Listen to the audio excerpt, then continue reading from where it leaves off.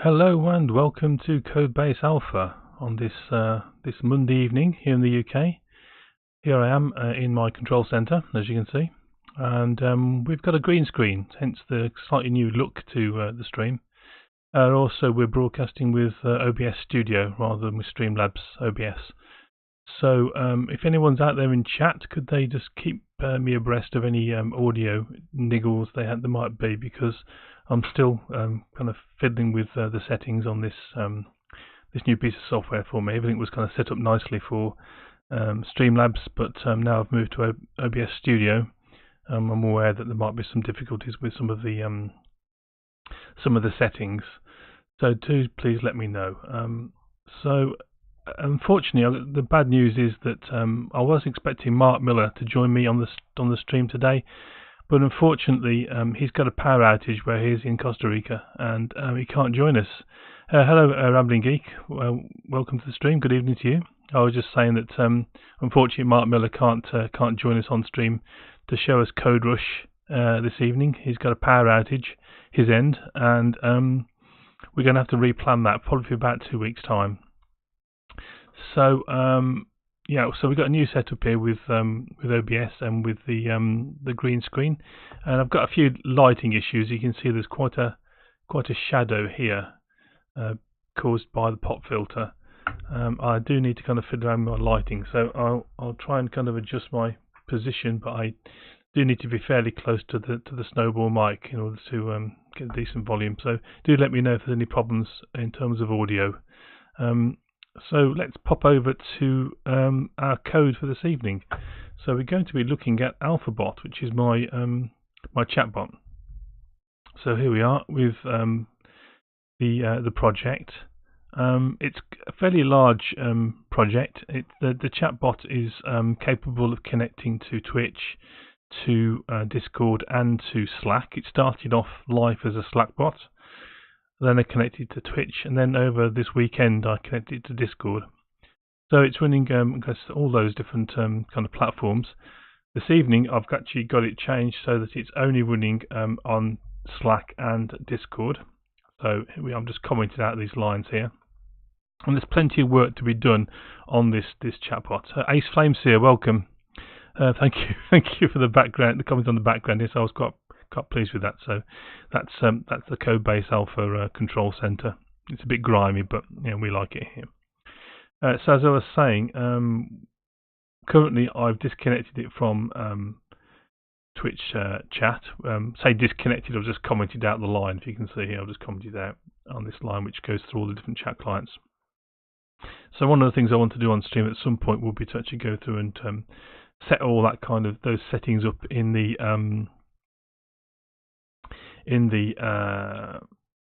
web front end that we've got.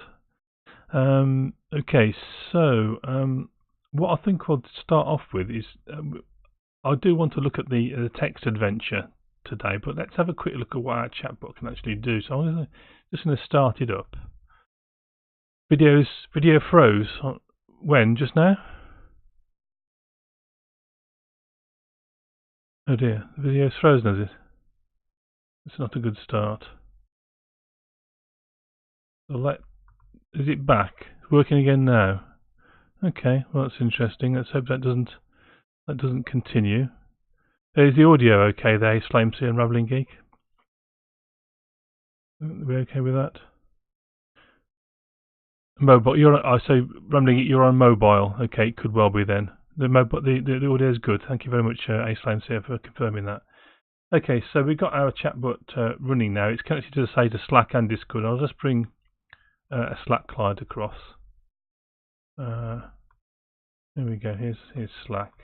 As you can see, this is the Codebase Alpha Slack channels, and I've added Codebase Alpha's AlphaBot to this channel. Audio's fine. Thank you, Rambling Geek, for confirming that. And we've got several commands available. So these are the same commands as you've got available normally in the Twitch chat. So I've got it kind of disconnected, so these won't work. But you can actually see it better on stream if I demonstrate it within Slack, or I could do Discord. So we've got a help command. what that will do will give us all the commands that are available. So there's not many commands at the moment. So we get ADV, which is Venture, which we'll look at this evening. We've got the Ask command, we've got Cricket, we've got Help, Launches, News, and Skeet. So some of these simple ones. So we've got Skeet command. Everyone should have a Skeet command on their bot, shouldn't they? Just gives a random quote about John Skeet.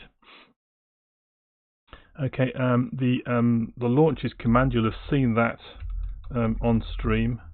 That gives you a list of upcoming SpaceX rocket launches, or it should do. Oh, hasn't it responded? That's good. I don't seem to have crashed. Okay, well, let's try another command.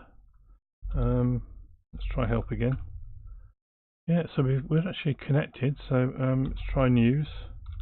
So there's some other tragic news in the news today about Notre Dame Cathedral. So you can see here we've got, this is just general headlines. But we can actually, if we go Help News, we can actually see that there are other arguments we can pass to it. So without any arguments, we simply get Sky News headlines. Otherwise, we can put in space, tech, UK, US, world, business, politics, entertainment, sport, or strange. So let's try news, strange. Put it correctly. News, strange, and we get some strange news back. Well, we should do. Interesting that we're not getting consistent responses. Okay, well that's something we can look at some point. Oh, I put new, that's why, didn't I? News, strange. There we go. So news is on cooldown. So unfortunately, what I managed to do is I've not set myself up as being a moderator. So I'm on cooldown on this. So what we can possibly do is pop across and bring up Discord, which is over here. So here we are on my Discord channel, and we put news strange into there. I should be okay in this one. So yeah, we do get some strange news now. Yeah, and we get video images as well. So what we got, Mansu's parents, dog undergoes surgery following video game. So lots of kind of funny, weird kind of news. Here's the dog that swallowed the video game. So yeah. Okay. So those are the kind of commands we've got available to us. One of them, my favourite, is the ask command. So exclamation point ask, where is Notre Dame? So let's see what it comes back with that. If it comes back with anything. So it doesn't know. So it doesn't know if that's a city or what. So let's where ask where is the Notre Dame Cathedral?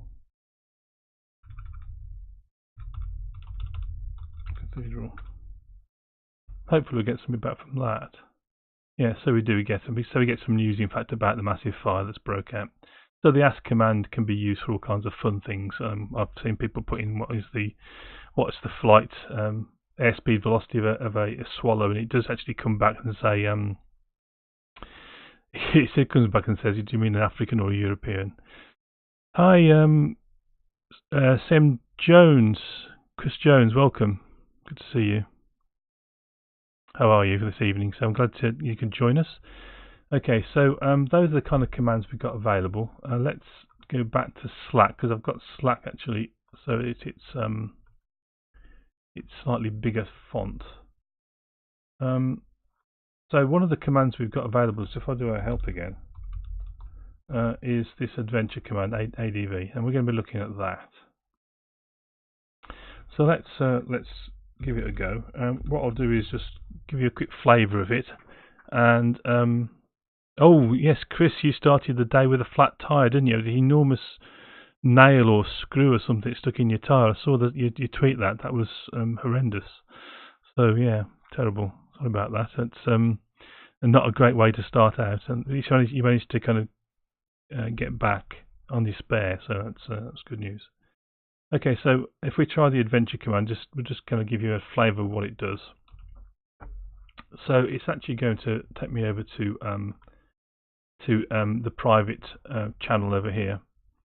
It should have done. It should have. Interesting.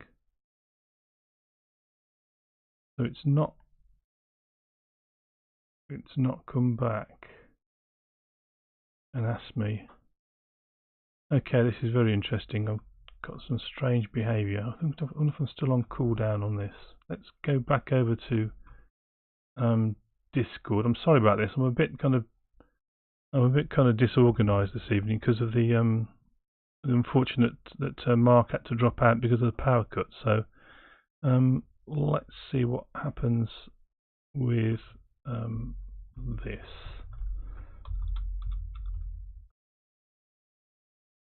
Okay, so this one is responding, so we'll have to use Discord. I think I've done something to my Slack client, unfortunately.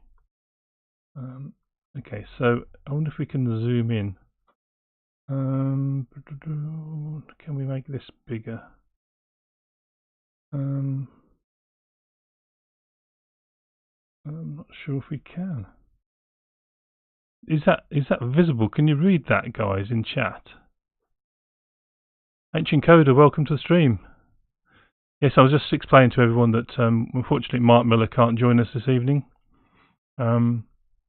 He's got a power cut, so we're in kind of we're doing about kind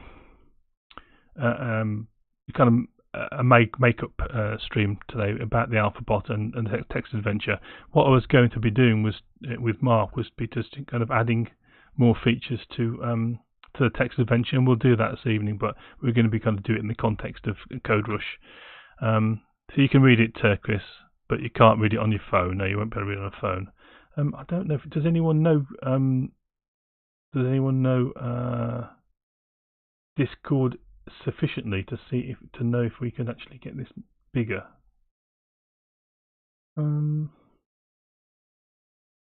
Profile. I don't think we can.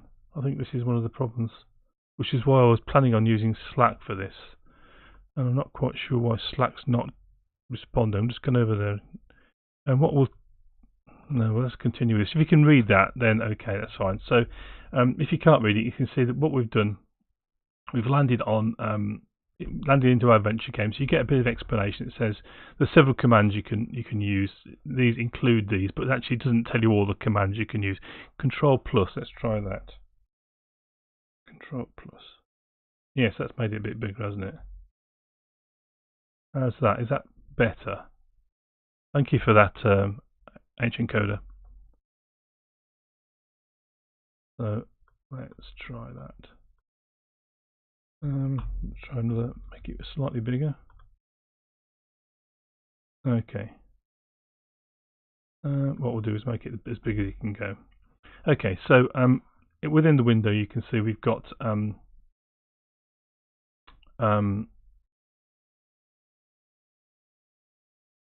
okay, this is where we started. So it starts off, because I've been testing it up here with the AlphaBot, so ignore everything above new messages. So it says welcome to adventure, use exclamation point ADV help to get some help.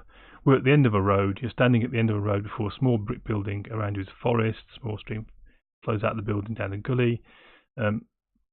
It is multiplayer, so it does say who's actually in the location. So that's me. There's a small mailbox. The mailbox contains a leaflet, and there's a source of water. And what we can do, we can give commands. So we have to prefix all the commands with ADV. If I say look, then it just repeats the text from end of a road. Okay, so we can always look around. We can take that that leaflet. So if we say take leaflet, well, I'll put ask, haven't I? There we go. It's replumbed with that. ADV take leaflet. the music got two commands which are quite close together. So now it says I've got my leaflet. If I do ADV inventory, we say we're carrying a leaflet, and let's read the leaflet. So the leaflet says, somewhere nearby lies the fabled colossal cave, a place of danger, mystery, and some say magic. Rumours are that some have found gold in the cave. Other rumours say that no one who goes in ever comes out again. So it's your standard kind of dungeon thing. Okay, Chris Jones, thanks for that. So we can access the appearance menu by clicking the cog next to the headphones near my name. Okay, that's good. So that's down here. And we've got an appearance here, and we've got font scaling. Yeah, that's fantastic. Thank you for that. So I had all that worked out in Slack, ready for this, but Slack's decided it doesn't want to play, which is a bit disappointing. But at least we've got dark mode with Discord. So we've got a building. So let's go in. So we've entered the building. We're inside a small brick building. We can look around. And we can see we've got some items inside. We're in a small brick building, well house for a bubbling stream, some keys, a battered lamps, a glass bottle, some food, and some water, etc., etc. And we can we'll go on a little adventure a bit later on. But what I want to do is show you the code, which this is using. Okay, so let's stop the bot. And let's go and have a look how this is structured. So over on the right hand side here we have our project structure, and you can see that what we've done is we've used the same kind of ideas that have been kind of prevalent in other projects we've worked on. Is we've split everything out into its own project. So we've got a core project which contains most of the core logic and the models and things like that, and all the commands. Then we've got some infrastructure projects. This is one is for linking off to cognitive services for our ask command. That uses project answer search to answer any question you put to the bot. At least to the best of its ability, it can come back and say, I don't know the answer. If you say what is the answer, it comes back and says I don't know the answer, for example. Then we've got some clients. So there's a Discord client here, a Slack client, and a Twitch client. And we're using Hangfire in the background for some commands which are on timers. We're not actually using that at the moment, but there is a Hangfire server and a SQL database to support that in the background. And one of the things I want to do with the bot is to expand on that, really. There are a few kind of issues with the way all that works at the moment. So on and off stream, I'll be kind of working on that to make things a bit slicker. We've also got some unit test project down here, and there's some tests for the adventure game. Yes, I've got the green screen. Thank you, Michael Jolly. It does look good, doesn't it? I'm quite pleased with it. I've got some nasty shadows on my face here because of the pop filter, because I haven't got adequate lighting. I did try experiment with a few small lights before we started, but we ran out of time. So I can't afford to buy an Elgato key light or anything like that. So I'm running with little lamps. But the green screen is adequately lit, isn't it? It's quite good. So I'm very pleased how that worked. And that was just a matter of putting up the green screen and adding a chroma key filter with all pretty much defaults. There was a few tweaks I had to do, but very, very little. It just basically worked, which is really good. Okay, so let's go and have a look in our core project. And in the core project, what we've done is split out all of the different types of artifacts that we're using. So there's a whole bunch of interfaces. So everything's kind of worked out on interfaces. And then we've got our commands.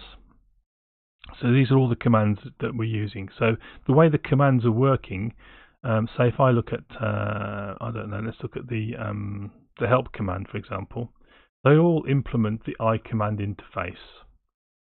Okay, and that's how we recognize a command within the assemblies. And what we do is use reflection to go through the assembly and pull out all of the commands which implement I command, and then to set those up as the commands that are available to any of the chat clients we're connected to. So we don't have to do any kind of configuration in that sense. All we need to do is to add a command, implement I command interface, and then once we compile, that command would automatically be available to all the chat clients when we run. That's the kind of way I've implemented that. There's many ways you could do commands. If there's some very good very good implementations out there that people do which are quite different to that, but that's the way I've done it. And it seems to be, to me, the kind of a no configuration kind of method. And I can go into how all that works if anyone's actually interested in that. Okay, so the other commands we got is the adventure command, ADV, and that's not in this list because that's one of the games. So I do want to kind of add some games to the bot, and the one I started with was the adventure game. Cody Beard, welcome to the stream. Evening. If you're expecting me to be pair programming with Mark Miller, unfortunately he couldn't make it. He had a power cut his end, and so we're rescheduling that guest stream for a couple of weeks' time. Hopefully 2 weeks on Monday. So this is kind of a bit of an impromptu subject matter. We were going to be going through this kind of the text adventure on my bot, with Mark kind of teaching me CodeRush to save us some time and get increased productivity on creating the new commands or whatever. But unfortunately, it hasn't worked out. So I'm kind of going through what the text adventure, how it's built. So yeah, we've got an adventure command. So if the help is play an old school text adventure game, and basically it just hands you off into it. It just spawns a new adventure game just for you and hands you off into that. So there's not an awful lot to the adventure command. Where all the magic happens is within this adventure folder here. So the way I've kind of structured this is to have two types of command. There's the basic commands. So commands like help, look, move, the move commands, the take kind of commands, and the what am I carrying type commands, inventory, and there's drop. And then I have a bunch of commands which are actually called interactions. And those interactions are here. So you can activate an item, you can change the structure of the dungeon to make new entrances or close off entrances or directions you can move in. There's an idea which is poorly formed of a player status, so we haven't quite got that yet. We've got we can add things into an item, so items can have contents, so we can add to an item's contents. We can add to a location, so we can add an item or a feature to a location. There's the idea of closing things, deactivating things, displaying things, opening, removing, remove a destination you can go to, so you can say you can no longer go north because maybe there's been a rock fall or it was a one-way door. Remove from the inventory, so that's take things out of your inventory. Remove from a location, so if there's an item at the location, you can remove it from the location. There's unlock, and then you can change the name of an item. So these are basically side effects. A lot of these interactions, you don't actually. A lot of the time, you don't actually say to do them. It's just when you give a command word, then those interactions, those side effects will happen. So if we give you an example of that, here's unlock. So you can say you want to unlock something. So there's a locked grate within the adventure, and if you want to unlock the grate, then first we kind of pass in an object which is basically you, and an object which is the item you want to unlock. And it first says, well, is that actually present? Is it already unlocked, as this is here? Do you have the thing that's required to unlock it? So some things might need a key to unlock. If you're successful, it says you try your key, for example, here, and then if you're successful, the item will be unlocked. So we can actually see that in action in a short while. We'll kind of go on a little mini adventure and find something we need to unlock, which is the great. Okay, so that's kind of the concept of an interaction. Other commands are kind of more, they're not exactly interactions in the such, they're more kind of immediate commands. So they have the look command, for example, which you saw demonstrated just a short while ago. So commands are invoked, and the first thing we do when we say we're going to look, we actually figure out whether we can actually see. So if the current location is dark, we can only see if we've got light. So above ground, that's fine. Below ground, if we are anywhere into the caves and you haven't got a light, you can't see. We might add things, other things to this look command. So maybe you could be temporarily blinded and you wouldn't be able to see. Maybe there'd be a timer. I don't know. These are all kind of things we can kind of invent. However, what the game is actually built on the classic text adventure called Adventure, or also known as Colossal Cave, which I remember fondly playing on the mainframe at the university when I was. And you had 30 minutes of compute time to play your adventure, and of course you never got very far. Usually got stuck in a maze or something. But this is how the look command works. We first establish whether we can see or not. If we can, then we describe the location we're in. If there's any other players in the same location, we can mention they're there, which is this kind of thing. If any other players, they say so and so is also here, and then we go through all the items which are in the location. So, for example, if there's an endless supply of items, so some items we say, there's just like always going to be loads of lamps or loads of food in this location, an inexhaustible supply. So no matter how many adventurers there, it's not the first person who takes the lamp that gets the lamp, and nobody else can adventure because there's no lamps and it's dark and they can't see. There's an endless supply of lamps in the small brick building. So we use the plural name of it. Otherwise, there's a singular item. There is only one if there's a singular. And if the item has any contents, and it's open or transparent, then we can describe what it contains, which is what this part does. And it can have multiple contents. So, for example, somewhere in the dungeon there is a cage, and if there's a bird in the cage, it will be classed as transparent, and you'd say there's a bird in a closed cage. Or in the case of the mailbox, which we saw at the beginning of the adventure there, the mailbox was open, and so we were able to see the leaflet that was inside the mailbox. If all these fail, then obviously it's dark, so we can't see a thing. And we do need to do a bit of work at some point on moving around when it's dark. Moving around when it's dark is very dangerous. You're going to fall into a pit and die. So you do need a light when you're in the caves.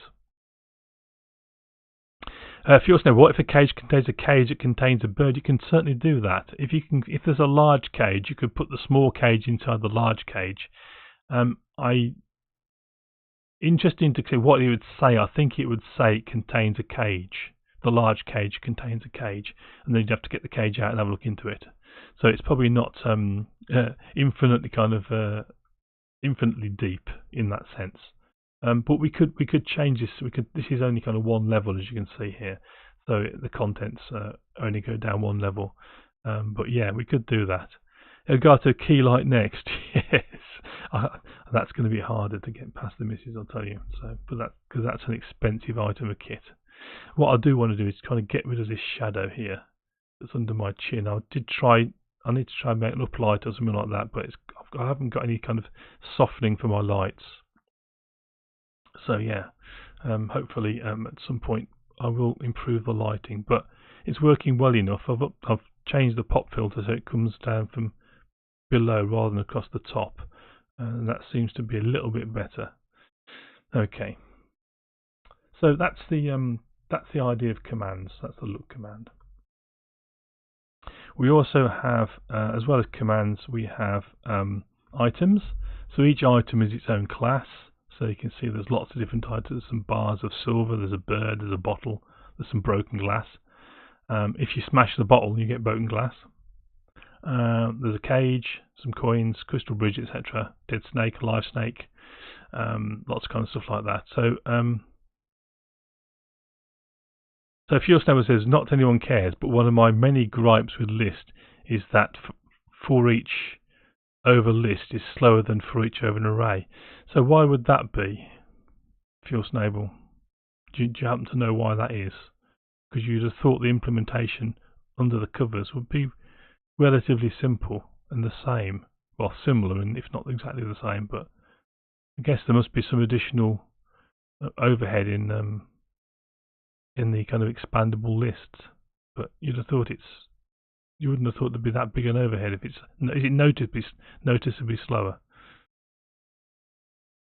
Okay, so let's have a look at an item. So here's a key, and you can see with an item, then basically it has a name, large iron key. There's a plural name. We have several flags that can be applied to it. This is a portable flag, which means you can pick it up and take it away. Some items might be immobile, so you can't pick them up and add them to your inventory. And then we have basically an ID, and this is simply an enumeration. So there's an enum, which is here, and basically each item is just an entry in there. And this is so we can find it easily when we're searching through inventories and locations for items which may be there. So when we kind of build a new room, we have to kind of remember to add everything that's in there to the enum here. And indeed, we also have a location enum. So our locations are here. So here is all the different rooms that are currently implemented, including this one, which is this is a maze of twisty-turny passages all alike. So there's quite a few of those rooms as well. Okay, so let's have a look at an example of a location. Well, the locations themselves, once again, are an enum. Thank you very much for the bitties, Rambling Geek. I'm not actually getting notifications. I'm not quite sure why. I think that's because I haven't got OBS set up correctly to give me notifications. So I do apologise if I'm not kind of picking up when you actually when things happen on the stream. I've got a lot to learn about OBS Studio. With Streamlabs, it all kind of configured itself, a lot of it, and a lot of it was built in. So actually, one thing I'm not doing is putting my headphones on. So I'm just going to grab my headphones. Bear with me.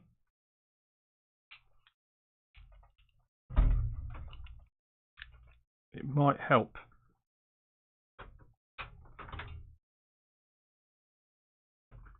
So that shows you the level of a lack of preparation for this stream when I was desperately talking to Mark Miller trying to get all this working.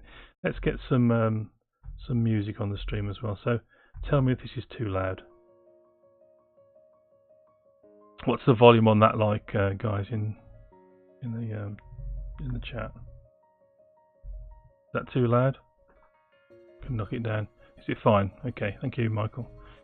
Okay, so yeah, this is all the different rooms. So we've got a fair number of rooms currently implemented. I'm just going to knock it slightly. No, I think it's okay. If we look at the location, so we've got, I don't know, there's the end of the road which we start off in, which is, where's end of road? Can't see it. We've got small pit, slit, road. Here we go. Okay, so this is the starting location, end of a road. It's perfect, is it, Agent Encoder? Thank you. I'm glad, really. I tried to copy all my settings as closely as I could from Streamlabs, but you know, I've missed quite a few things. So you just have to kind of bear with me while I kind of learn OBS. I did spend quite a lot of time learning Streamlabs, and I think I've got it working again. So I may alternate between the two systems and kind of do it that way. But I really quite like OBS Studio. For some reason, it just seems a bit more, I don't know, a bit more stable. I had a few kind of flaky issues with Streamlabs, which caused me a bit of grief. But I do really like it as a program. Okay, so when you've got a location, we have an ID, which is simply that enumeration that we discussed. We have a name. We have a short description, standing end of a road. A longer description, which is the before a brick building, around you is forest, a small stream flows, etc. We have a flag here, so this is the starting location. We have a flag saying there's water present. There's also there's a whole bunch of properties which are inherited here from this base class adventure location. And so we'll go and have a look at that in a second. But you've got, is water present? We've got any items which are here. So we've got a list of items, and those are created by an item factory. Where we get an instance of the items, and also we list all the valid moves. So this is what you can do as a player. So you can see we can move east, which is this first line. So to enter the building, if we go east, we enter the building. But also if we type go E or enter or inside and building, so go building, go inside, all these will get you inside the building, all equivalent to go east or go E. If you're enable, at least the enumerator return by list is a struct which reduces memory overhead in for each. You're still stuck on the for each for list. Never mind.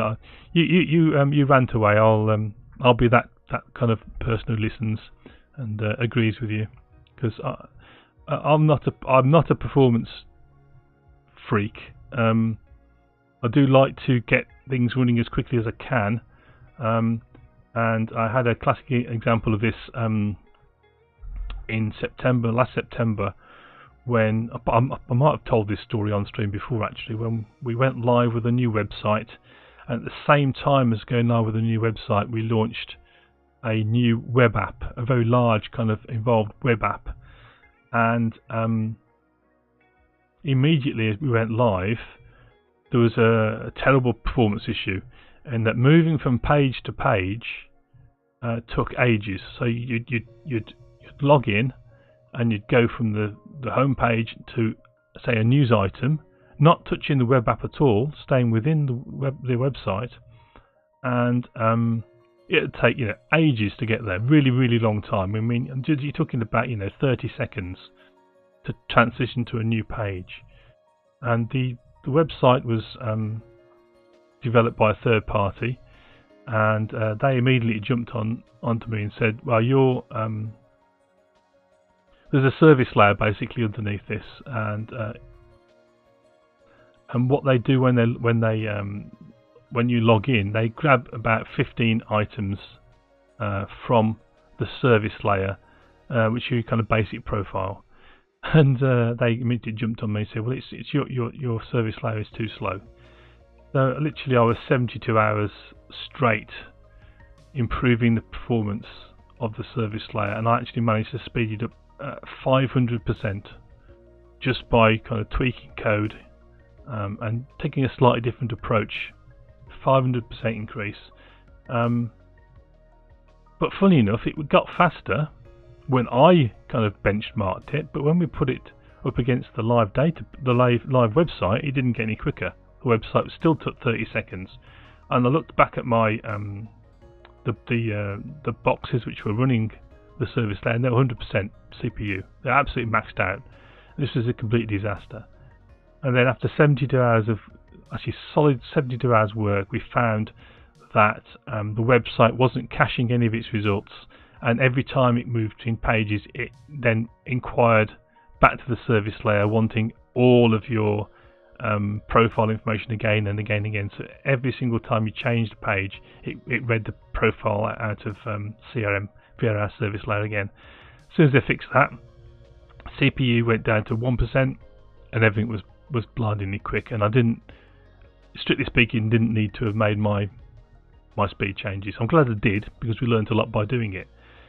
But yes, 500% is decent. Yes, it was. It was a completely different approach. It wasn't perfect. It does have its downsides, the approach I took, but for such a big performance boost, it was worth having to kind of cope and code around and work around those shortcomings. So yeah, that was a good day, but it was a hell of a hard work, working such a long time, and then to find out you actually, strictly speaking, you needn't have done it because it was fast enough. So I guess I'm a fast enough developer. If it's fast enough, then that's okay. I'm not one to actually try and eke out the last drop of performance from the system, but I am interested in performance tweaks such as you're talking about with lists and arrays, because if you're doing lots and lots of things in an array or a list, then obviously knowing that performance increase, if you move to an array, is there, can be very valuable and can save your life at the end of the day. So as a developer, you can exploit that kind of thing if you know about them. So yeah. Okay, let's just return to this. So you can see here we on the move we've got some text which is displayed when you make your move. So for example, if you go south, it doesn't say you move south, it's you follow the stream, because the stream flows south. You can also say downstream, and the location where you end up is indicated by these enums here. So you can get into the building, you can get into a valley, you can climb a hill, or you can end up in the forest. Now you'll remember when we had the interactions, which were up here, one of the interactions was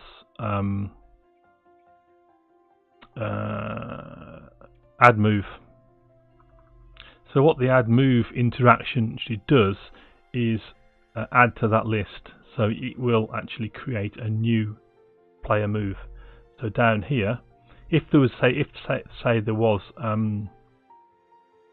there was a ladder somewhere, and you brought the ladder to the building, and you kind of erected the ladder next to the building, and that created an up move, maybe to an upper story which wasn't accessible, which is a quite fine idea, I might do it, then the act of standing the ladder up against the wall would you would code that to trigger an add move interaction, which would add to this list a new player move, which would be up or climb or ladder, whatever, and the location would be some kind of mythical upper story of the small brick building. That's the kind of thing you can do. So the distinction really between a command and an interaction is that commands tend to kind of move you around or increase your inventory or decrease your inventory, whereas interactions actually change the nature of locations or items, actually change the game in many ways.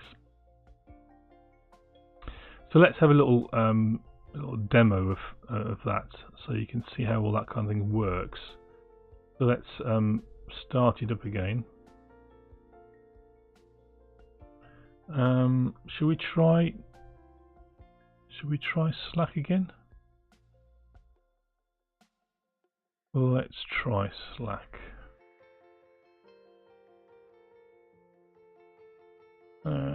just in case you can get it working. So let's try ADV.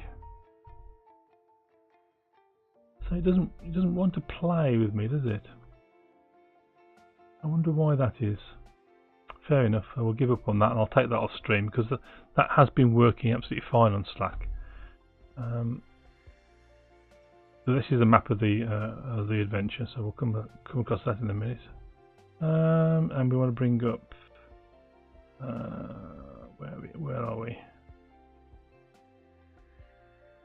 Here we are. Okay.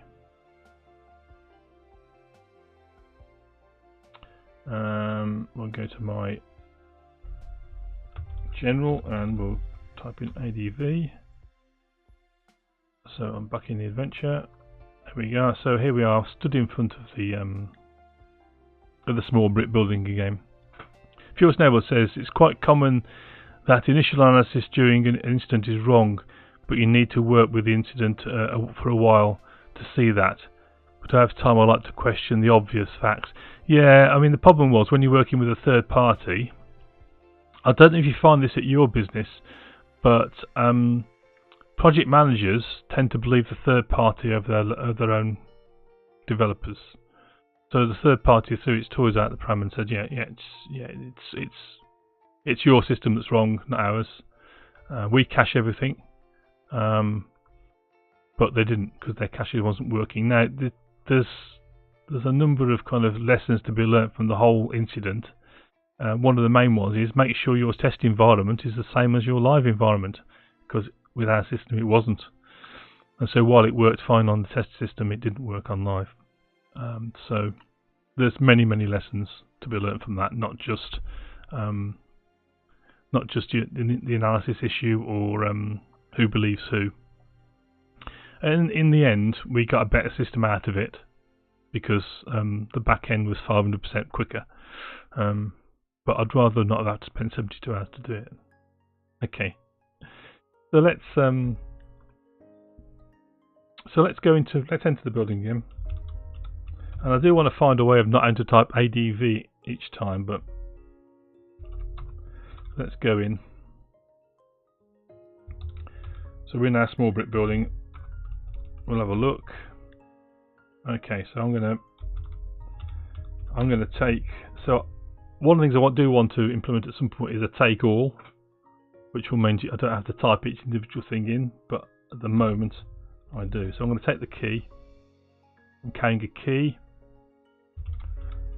I'll take a lamp. So I can say light, I believe. So I can vary what I say. So that each of these items has alternative names, and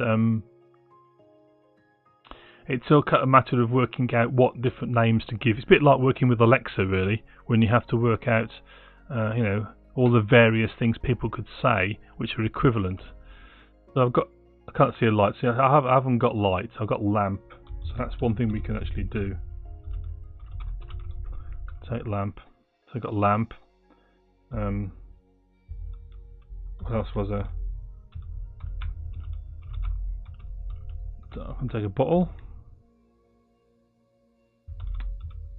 What else was in the room? There's some food, wasn't there? So we've got some. We got the bottle. We got the lamp. We got some food. So take some food. So at the moment, taking the food and is doesn't actually achieve anything because I'm not actually having you consume food. So that's another thing we need to add, is that every so many moves you need to drink, and then so many moves you need to eat. But that's all to be configured eventually. Okay, so that's what we see. What we're carrying, inventory. So we've got a large iron key, a battered lamp, a small glass bottle, and a packet of food rations. So we can now interact with our bottle and with the environment. So if I do a venture look, you can see it says a source of water here, and you also see that the number of items has decreased, so that the iron key and the bottle have now gone from the list of items which are in the location, and because I'm now carrying them. But there are still lots of lamps and still lots of dried food rations. So I'm going to say fill bottle. reach down and fill the bottle. So, and now we do inventory again, and it should say we've got a small bottle containing a pint of water. So that's one of these. So the glass bottle is a container item, so you can put things inside it. So in this case, when you fill the bottle, then it puts a pint of water inside that container. Now we can now leave the building. So we're at the end of the road. Now if you go up the hill or into the woods, then there's a good chance of getting lost. It's quite random what happens to you in the forest, so we won't bother going into the forest. If I just show you the map. So this is the map that I'm implementing. So this is the 350 point version of Colossal Caves, back from 1975. And we are currently here. I don't know if you can see my pointer. So here's the small brick building. As you can see, there's a stream that comes down to a grate. Okay, so we're gonna follow the stream. So we picked up the keys and the lamp, and we got some food, and we got a bottle, and we're gonna follow this. Actually, do tell me, can you see my mouse pointer? Because I noticed with Streamlabs the mouse pointer wasn't being shown on stream. Can you see that? Can someone confirm or deny that I've got a mouse pointer that's running up and down the stream on the map there? You just need to know that. Okay. So where are we? Let's go back. So we're going to go down to this locked grate. You see, there's a grate here, and it's got a padlock on it, so it's locked. So let's go down there, and you can see exactly how that kind of thing works. So go downstream. That's an alternative to, say, going south. So we followed the stream and we're at the valley now. So let's continue. We'll go south this time, and we're at a slit. So what's that mean? So we'll look. So we are we're at a slit in the rock. So there's a 2-inch slit in the rock, and the water's pouring down into it. And so we've got a dry stream bed going south. So let's carry on south. Okay, we're in a depression. Let's have a look. Okay, so in a 20-foot depression floored with bare dirt, there's a strong steel gate mounted in the concrete. There's a dry stream bed leading up to the depression. There's a strong steel grate here. So that strong steel grate is indicating that there is an item here. So let's pop over to our code. We look at items, and one of the items is grate. Okay, so grate is a special kind of item. It starts off locked and it's not open. It's not portable, so we can't take it, and we need a key to unlock it. So you can see this is how we kind of build up our interactions with the environment. You can also only have one grate, so that's what this constructor is saying. It's only ever one of them. This is why this is the getting. It's not really a constructor, but we have a kind of a factory method which we do it. It could be fuel stable. It could be static. It could be global. But in this case, it's not actually. It's not that important in that all it's doing is protecting us from creating more than one. Okay. So then we register interactions. Here you can see here we're registering what we can do with this grate. So we can. It's a singleton. Yes, that's correct. Okay, so we are registering an interaction here with this item that we can open it. So we've created this open interaction, as you can see here, the new open. So that's one of our interaction types, open. There's also a new interaction which is unlock. And then we have to say what happens if you do that, if you actually do an unlock. if you actually do unlock, it adds all of these interactions. So new text that gets displayed at the location.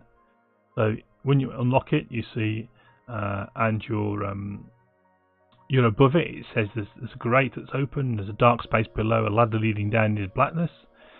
And if you're actually inside the cave, then you're looking up, and you can see a rusty ladder leading up to daylight. Okay, so adds those text elements, adds some new moves as well. So it adds going down the ladder and going up the ladder to the location. Okay, so that's how that kind of works. It adds an unlock interaction as well. Fuel Snowball.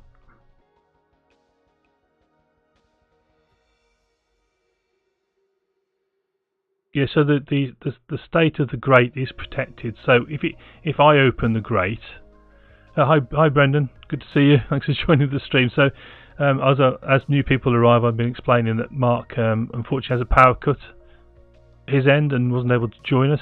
So we're replanning that guest stream for 2 weeks' time. So as you say, as you said, I think it was on Discord that unforeseen technical issues do happen. Yeah, I was looking forward to it as well, Brendan, but you know, it's the way it goes, and the offer from Mark is still there, so I'm not too despondent.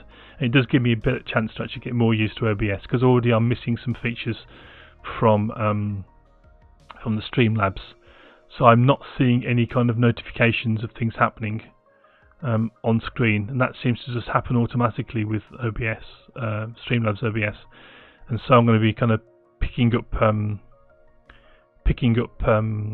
your brains really on how to do that kind of thing. Yeah, the concurrency thing, Fuel Snowball, it does.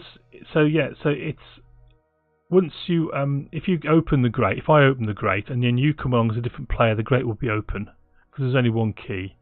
If I lock the grate after me, then you're scuppered because you won't be able to get in. So the state of the object is it's a singleton, so its state is always preserved. So when you come across the grate, it'll be in whatever state I left it if I got there first. But if you want to kind of, we won't talk about necessarily concurrency now, but we could discuss it over in Discord, because I would be interested in picking your brains on the concurrency side. Yes, Brendan, the game is kind of multiplayer.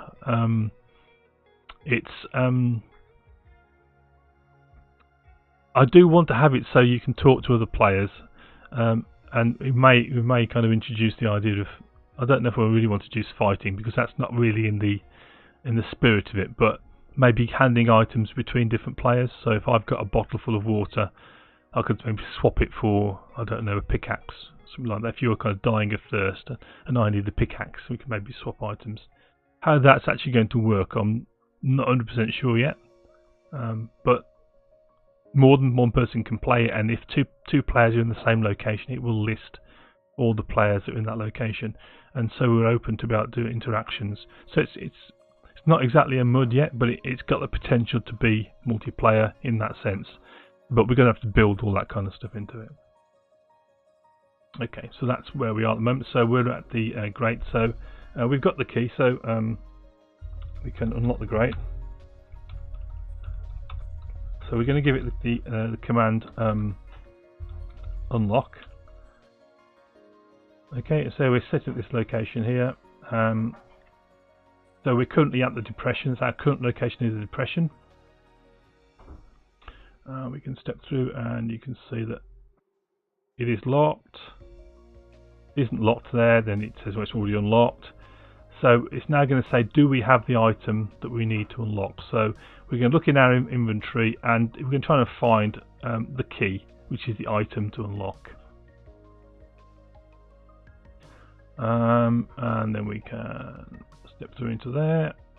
So we've got that, so we kind of skip thing where it says you need to find something to unlock it, and we're going to unlock it. So let's remove that breakpoint and continue through. Okay, so we've now unlocked the grate, and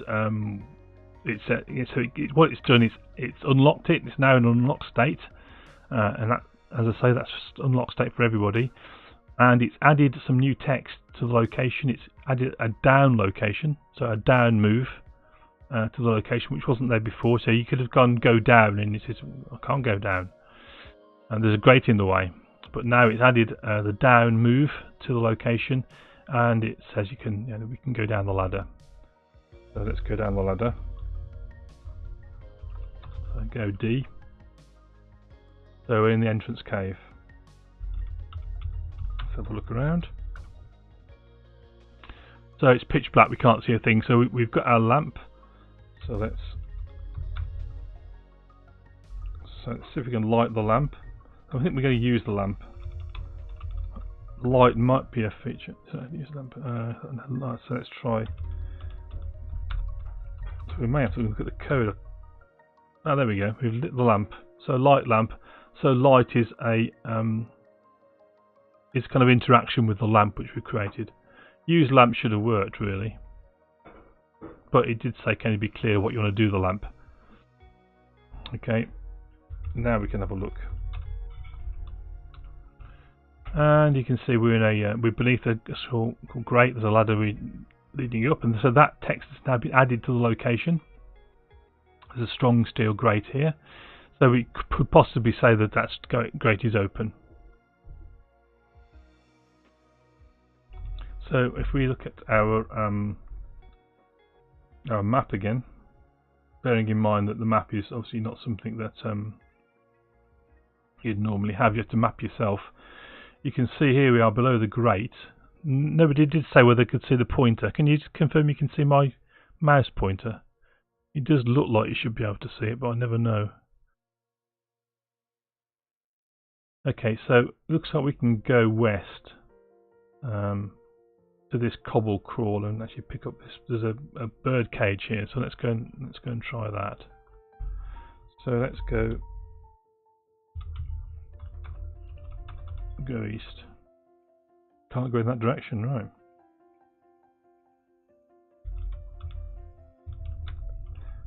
Go west then.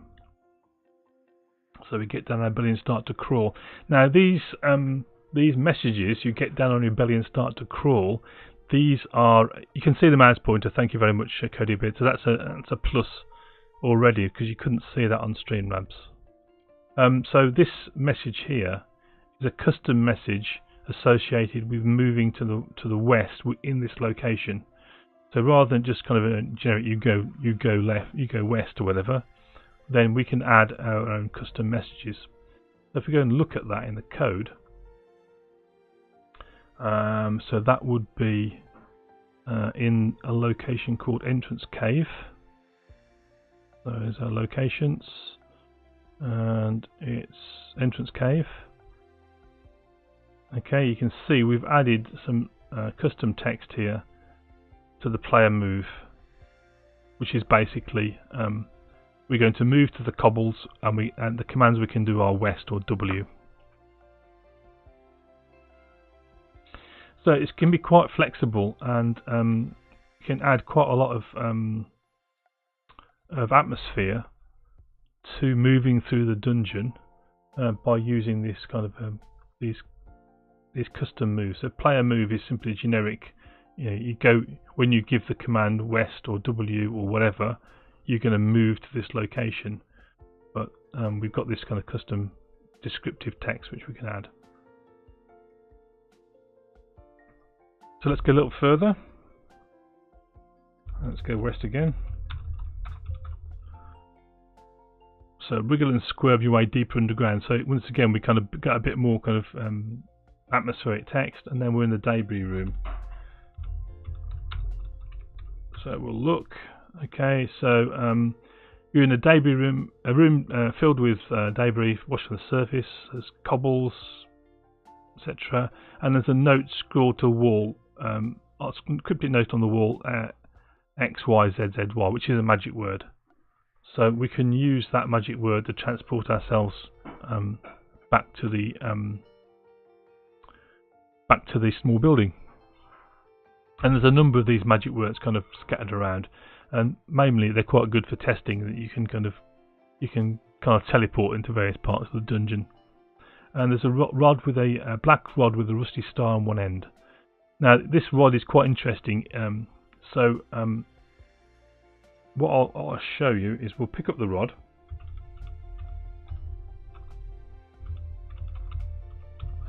Okay, so we've got the rod. Now in the next, either in the next cave or the next cave after that, there's going to be we're going to find a cage next, and then we're going to find a bird. There's going to be a little bird in a cage. Sorry, in a cave. And so this is the first time we're going to have an interaction between what you're carrying and an item which is in the dungeon. If you're carrying the rod, then the bird is frightened of the rod and will fly away from the rod, and you can't catch it. If you then aren't carrying the rod, then you can catch the bird, and catching the bird is important.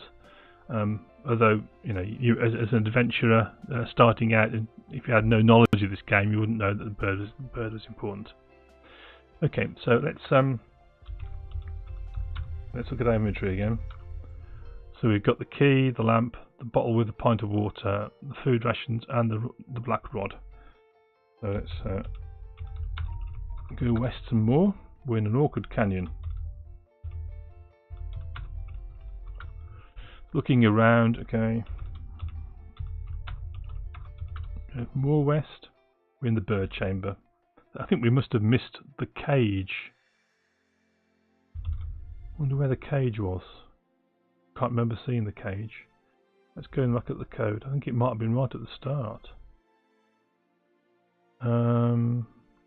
Entrance cage doesn't have it.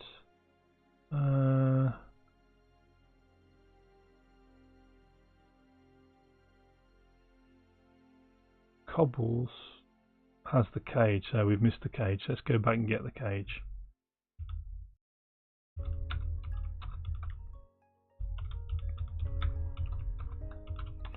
Okay, so we're in the debris room. It was in the cobbles. Should know my own game, shouldn't I really? Here we are. Let's look in here. Yeah, there's the cage. Take the cage. Okay, and then we can go west again. And again. Okay, so here we are in the bird chamber. And we look there. Splendid chamber. So rivers of frozen orange flowstone, etc., etc. There's a bird singing cheerfully. So let's catch the bird.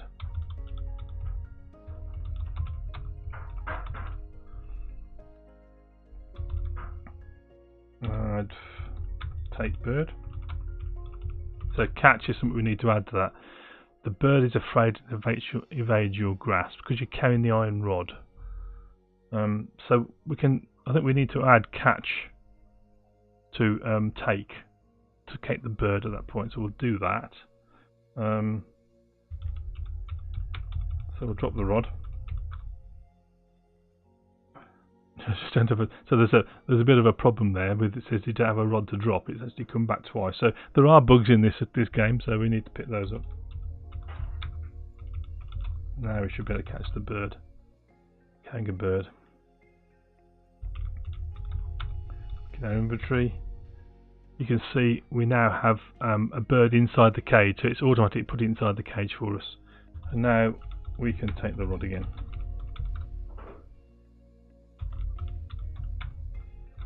So that's an example how what we've done is made what you're carrying kind of interact with the environment, so that you can't catch the bird with that when you've got the rod. You have to drop the rod and then pick up the bird.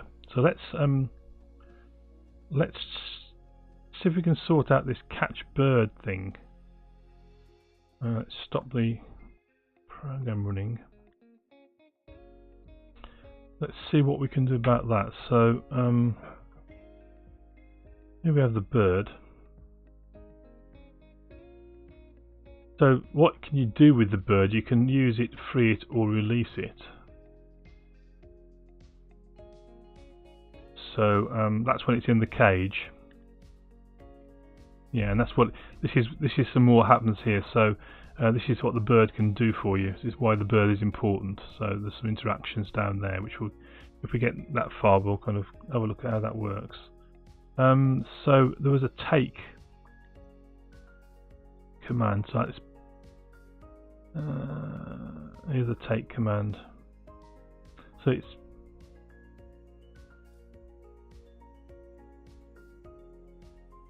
okay. So maybe this is the problem, is that let's have a look at what verbs we've got. So all the verbs you can use are stored away. And then where are the verbs?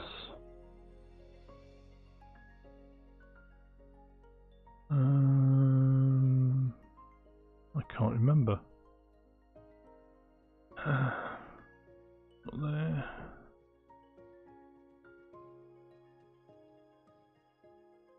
Bird. No, I don't think we can. I don't think we can add catch, which is a bit of a shame, really. Then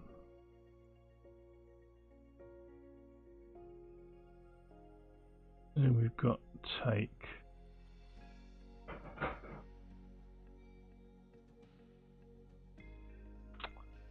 Yeah. So it's an interaction with a bird.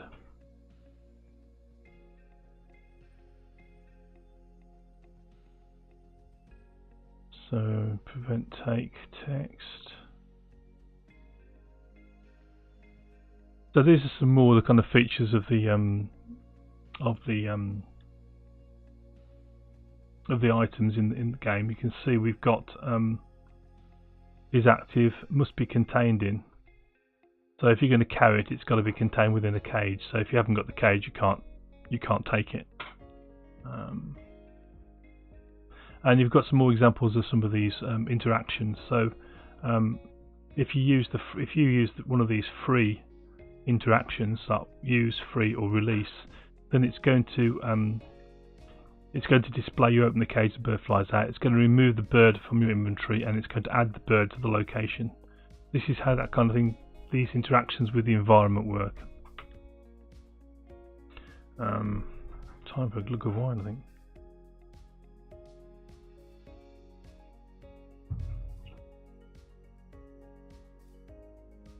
So I'm not sure I can simply add a catch as a no, I'm a bit confused about where I'm just I'm relearning this alongside kind of explaining this to you, really. Yes. So the nouns and the verbs are parameter string arrays. Yeah, so you can have many of them. So these are all the nouns that you can use to interact with the item.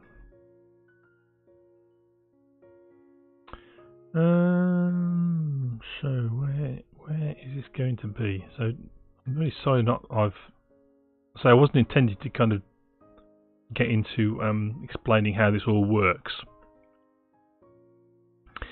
Yeah, catch another word for take, but it's not really, because it's only really applicable to the bird. That's where I'm starting to have issues about it.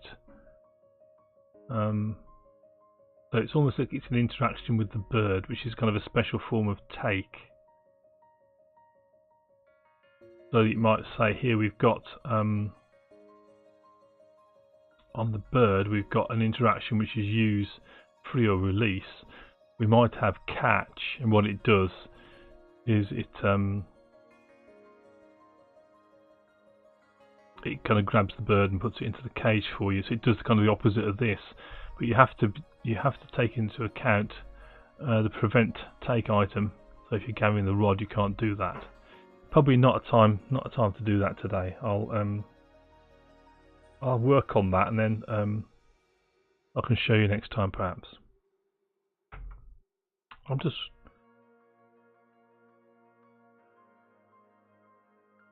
I'm just slightly mystified about where these various, where the nouns and the verbs are, and I can't remember where I put them. Oh dear. I wasn't intended to get into this this evening, but with Mark having to drop out, it's kind of happened that way. And what I did think we could possibly do is add a room. So one of the things I wanted Mark to show me is how I can create some custom templates within CodeRush, so that when I want to create a new room, I just kind of type a few letters and press tab, and it kind of builds a class for me, all ready for me to fill in. So let's remove some of these things.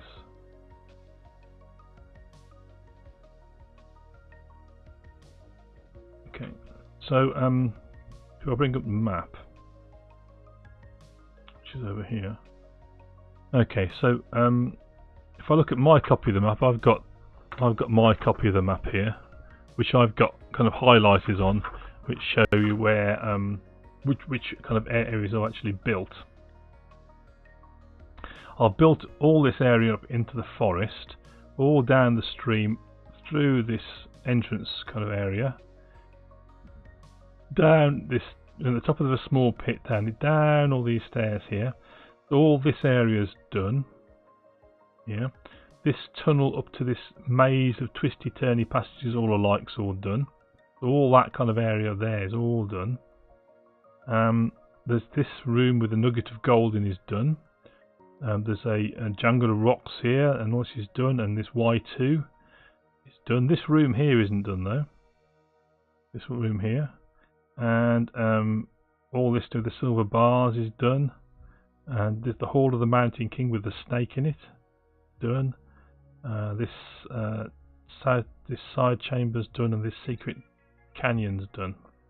In fact, and this stalactite's done over here, but that's only because it kind of connects to the maze. If you get here, you climb up the stalactite and you can get to this here, see. So, just to show you how you kind of add a room, let's have a look at this. This is the this is going west from room Y2 with Y2 in it, and it's a it actually says low window over pit. So we need to add low window over pit room, and I happen to have over here. Where are we here? If I bring this across, I've actually got the source code of Adventure. This is not quite the same game. It's the 550 point game. This is the C source code. This is just text, but the what I've got open here is the C source code for Adventure. And this is all the kind of text which the original game would put out. So you can see you've got bird chamber. You're in bird chamber. There's a splendid chamber 30 foot high.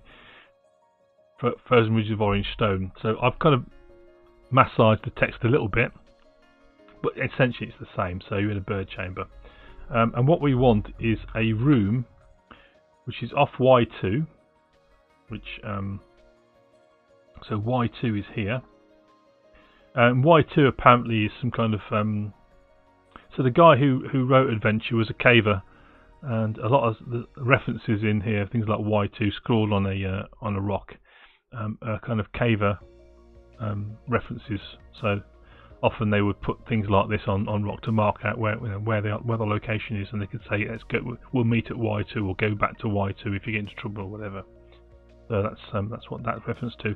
So this is the room here. So it's a low window over a pit, and it's got 1 in brackets around it, because there's another one over here, a low window over pit 2.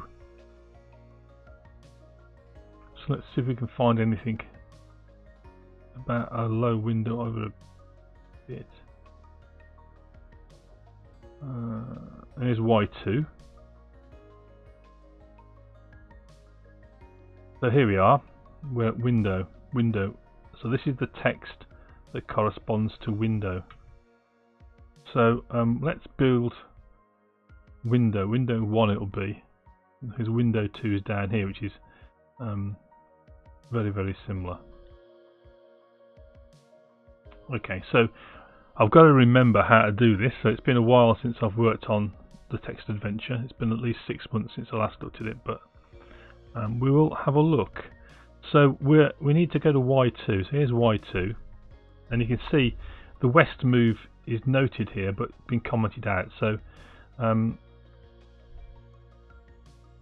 let's enable the player to move west, and we haven't got a location yet, so we need to find a location.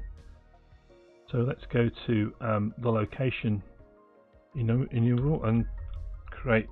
We'll call it window 1. So that's our new location. So in Y2 now we can say window 1. Okay. That set up the move. Now we could have custom text which appears when we make the move in these locations here. And what I tend to do is add that custom text, flavor text, call it what you will, when I kind of play testing the system and feel that it'd be more atmospheric to add something into there. So what we need to do is create a new location.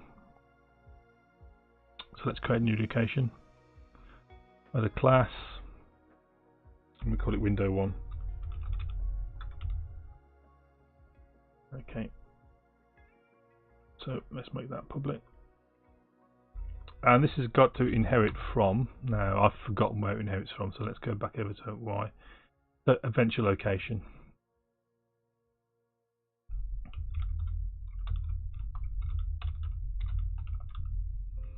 Okay. And we're going to need to create a constructor. So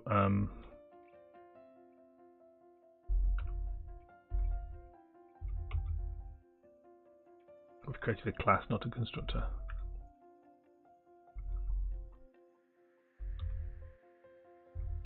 Can we create a constructor? This is where I need Mark to teach me the code rush stuff, you see. So public window 1, and we need to pass in these values. So we'll just copy that straight from there.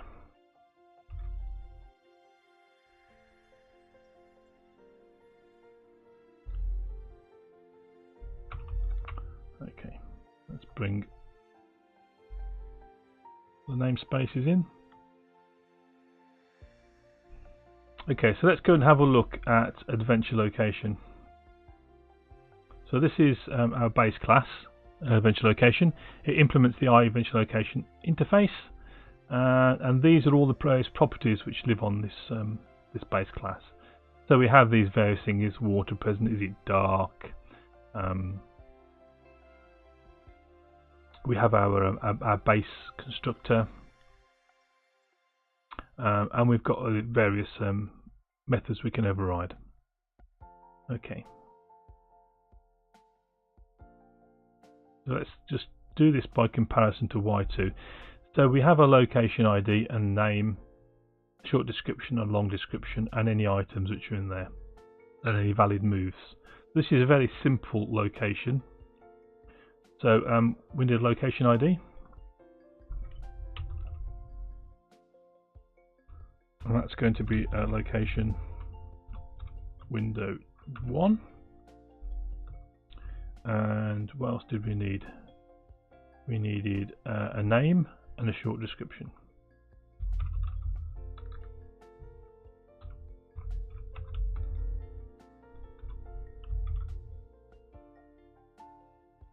Short description, and probably a long description as well.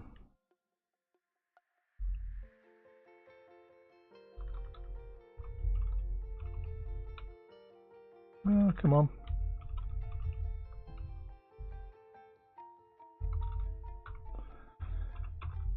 Okay, this is where I go across to the source code of the original game. So we are trying to recreate the adventure Colossal Cave game as faithfully as possible, but perhaps adding a few twists to it as we go along. Okay, so over on the so here's a short description. You're at window on pit.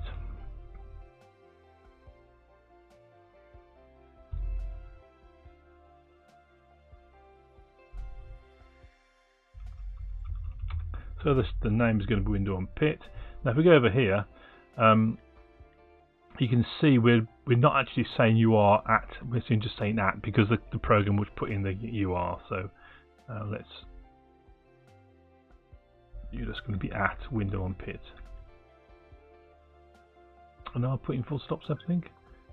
I am, yes. No full stop there. Okay, so let's get the long text.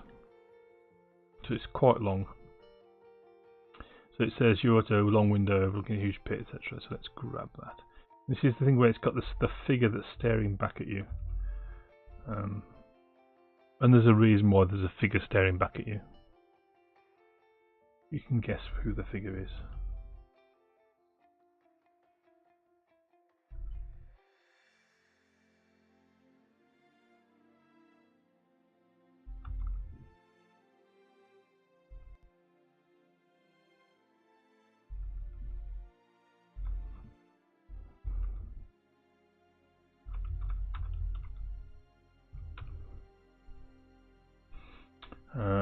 We need a space there, don't we? Traces of white mist.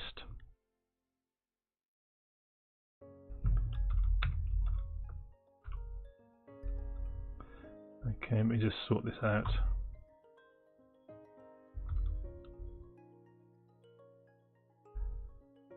And then we'll add some directions so people can move.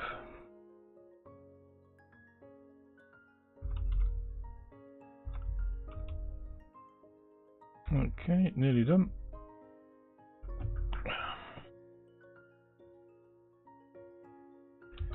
And bring this one across.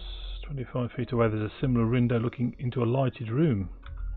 A shadowy figure can be seen there, peering back at you. Okay, spooky. Okay, then we go back to Y2 and see what we need to do in that again. So we've got there's items. We need to declare an items array, an items list. There's no actually items in the room, so that's fine. And then we need to look at the moves. Okay, so we're going to add a new valid array. Let's just copy this across. So this is the valid moves, and basically the only direction you can go is going to be east. That's east, and the location you're going to get to is going to be Y2 if you go east. So that is adding a simple room. So there's not an awful lot happens in the room. There's some descriptive text, and you can then move back out of the room. So I think that with something like CodeRush, a template should be able to build that class for me. So I should take something like new NDR, new dungeon room, and it should be able to build all that, add all the usings for me, and all I do is kind of fill in the text. So that was one of the things I was going to work with Mark Miller and get him to show me how to do that, but we'll save that for a couple of weeks' time. Okay, so now we've got a new room. What we can do is try it out. So let's give it a go. So we're going to have to do a little bit of picking up of items, but there's actually a magic word that we can use to get to Y2, which is why I chose Y2 as when we build something from. Because Y2 has got this magic word plu above it, and that's basically enables us to teleport from the little bit brick building into Y2. So this is what the original designers obviously used for playtesting, so that they could kind of move around quite quickly. Okay, so let's bring up not Slack, we want Discord. That's because our Slack implementation isn't working properly at the moment. Where's it gone? Over here. Okay. Back to general. Let's do adventure. There we go. So we'll just have to grab a few things. So take lamp.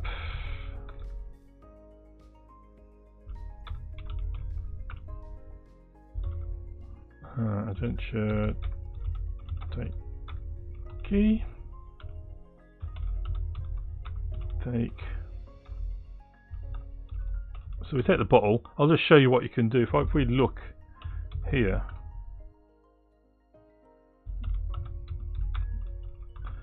you can see we've got those items, and if I smash the bottle,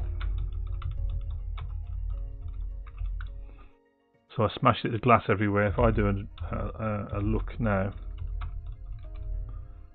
what we've done is added some broken glass, but the broken glass contains a shard of jagged glass, and that may be useful. So let's it's not at the moment, but it may be useful in the future. We might find a use for it. So we take the shard. So just like to kind of show you that you can actually interact with the environment and with the objects you're carrying in more inventive ways than just picking them up and using them. So smashing that piece of that bottle and having a sharp, jagged piece of glass may be the solution to some puzzle later on. Who knows? We'll have to invent it because that's not part of the original game. But so we're going to put some surprises in and variations. So so if we say the magic word, I think that's how you say it. So we suddenly feel nauseous as space folds around us. So if we light lamp,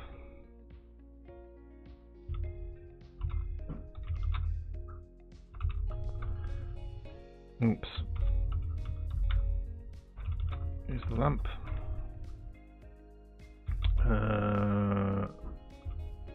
It was light lamp, wasn't it? Yeah. Look, you can see we're in Y2, which is the large room with a passage to the south, passage to the west, and a wall of broken rock to the east. There's a large Y2 on the rock in the room centre. So we can now go west, which is our new room. Window on pit. So you can see there's our so we've got some problem with the text here, you are and you're at, which I can fix. But you can see we've added the room and successfully actually printing out the description. We need to tidy up some of the spacing here. We got running into the previous sentence here. But I think you can see that adding a room is relatively simple. It's a simple room that doesn't do anything. So let's just fix up the things we've found here. So this should be just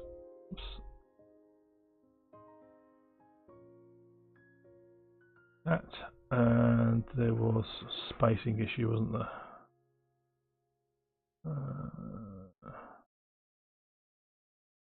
There it is, space there. I think that was all there was.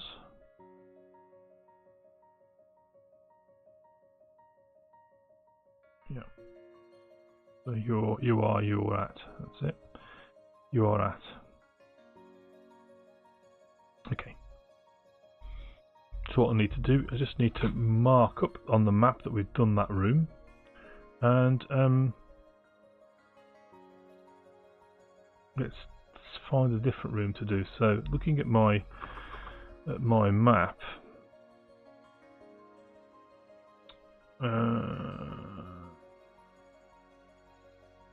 okay, so if we go back to the map,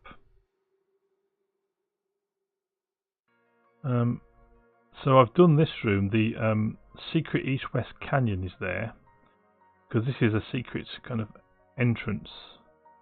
It's cunning because it actually moves southwest.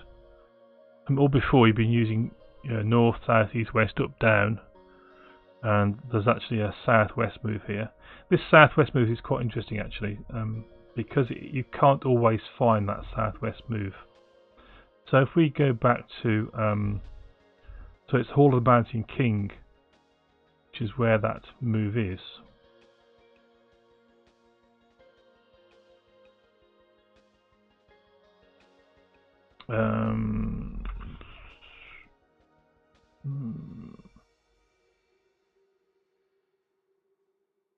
So this is where the snake is. So there's a vicious look snake barred your way. Okay, and there's a, so this is, you have to kill the snake before you can actually do anything in this room. So let's go back and have a look at the bird. Now the bird is what kills the snake. It's all part of the kind of twisted logic of the adventure game. So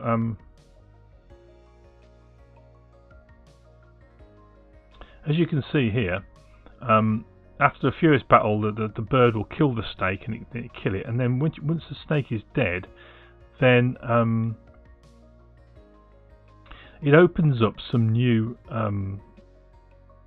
locations. So this is add interaction when snake killed. So it does all these things, displays all this text, adds the live, then removes the live snake from the location, adds the dead snake to the location.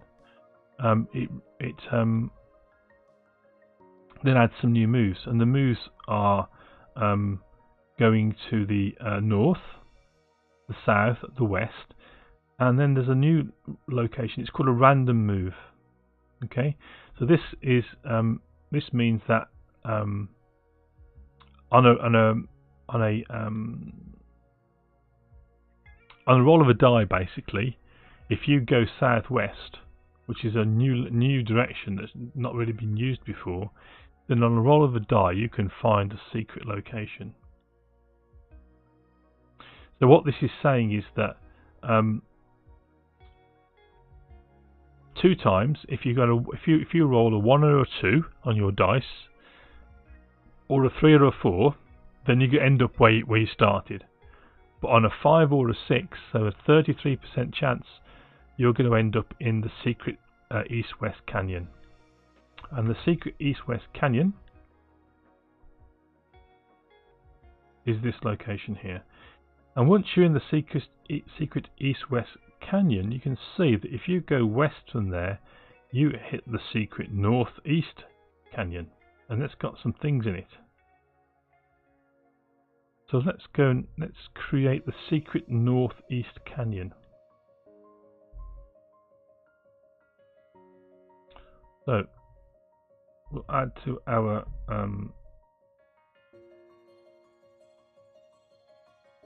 list of locations, secret northeast canyon. Spell it correctly. But see, I've got a spell checker on there now. It's all part of Code Rush to help me reduce the silly spelling mistakes. That's our new location, and we've got we need to create a class for that. So we'll add a class. In fact, what we'll do,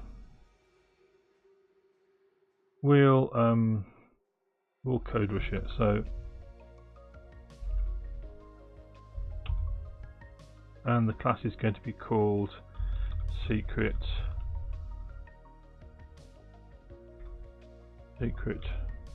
northeast canyon. Did I call it northwest canyon? Okay. And this is going to extend adventure location. And we're going to have our constructor looking like that. We can now move this off to its own file. Okay, so there we are. So now we've got secret northeast canyon. Let's go back to location. Did I call it the right thing? Secret northeast canyon. Yes, I did. Okay, so So let's just grab some text from here.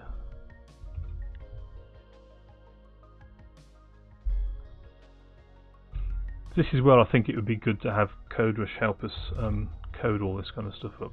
Secret Northeast Canyon. We've got our short descriptions and our long description.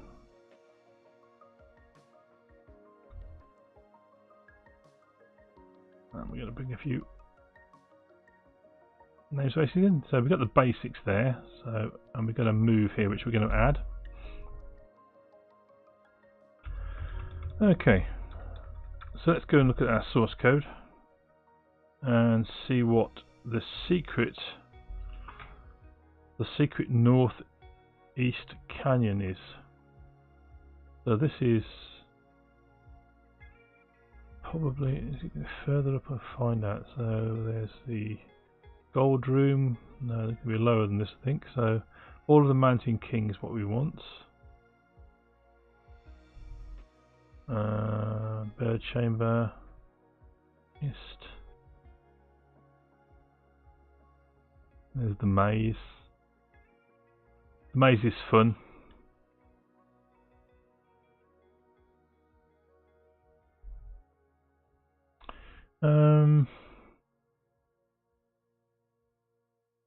Oh, thank you very much for the host. Sourcegoot, is that? Sorry, I'm not getting any alerts. So I do apologise if I haven't reacted to that host. Thank you very much for the host. That's really kind of you. So secret east west. We're nearly there.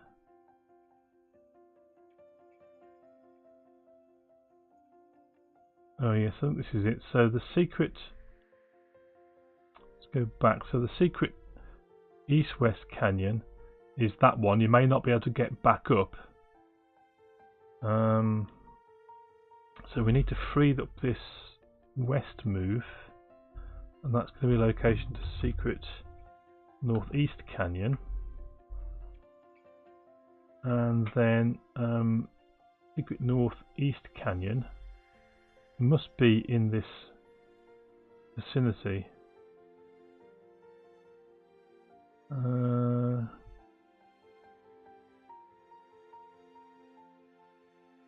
So we have moves here. So this is how the original program described all its moves. So let's see when we're at the secret east-west canyon.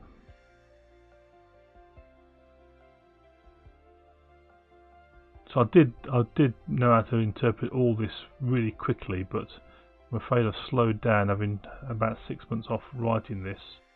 There's Y2, window, maze, it's below the maze, Swiss cheese, bed quilt. These are all like caving terms, I believe, bed quilt and Swiss cheese. It's actually based on real canyon. Michael, did we add Bauer to the game yet? Bowser. No, I haven't had Bowser, no. I mean, we will be adding, and there's kind of nasty little dwarves that wander around and pirates and things. I haven't done the wandering monsters at all yet.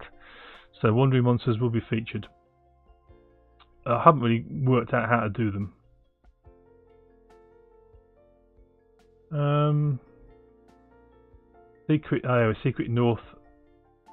Secret north-south canyon, that is.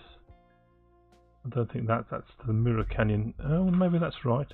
Secret north-south canyon is the one that comes above it. So if we look at the map, you can see here's secret north-south canyon, leading to Mirror Canyon. So we want the room which is south of that one. So secret north-south canyon, south. Go to Secret Canyon 1. That's the reason why we couldn't find it.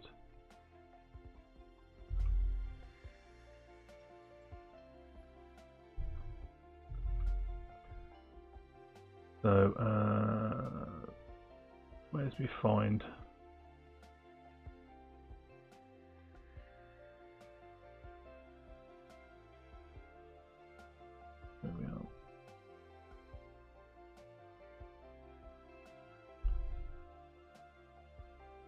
There it is. So it's got a rug and a dragon in it.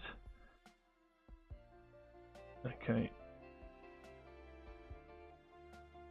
And in this canyon we can go north, or we can north or out, it says there. Forward or east. Yeah. We can't get past the dragon basically. There's a dragon sitting on a rug. Okay. So back in our places, if we find that, here it is. So it's basically very similar in the secret canyon. So we can pop that text into our short and long descriptions. They're both the same. Secret North East Canyon.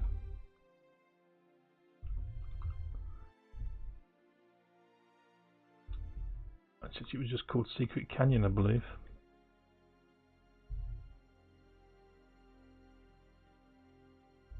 Okay, so we can go north and we can go east from here. So if we go back to our window here, we just add those in.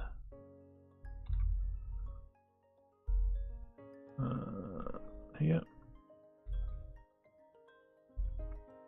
So if we go east,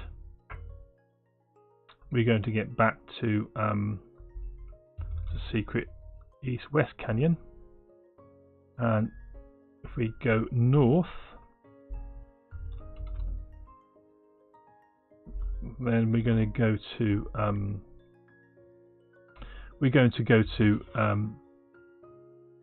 the secret north-south canyon above a room. Okay, so we can't do that bit yet because we haven't built that room. Okay. So it's very similar to this. You can see there's a down option here, which we haven't done either. So if we go back here, you can see when you're in this secret east-west canyon, you can go down, and you go down this long tunnel and end up down here. We're in kind of twisty-turny canyons at the moment. Okay, so we've got some items here. We've got a rug and we've got a dragon. So let's have a look at some items. So items over here, we got our items. So there should be an items enumeration, which there is. So there's a rug and there's a dragon.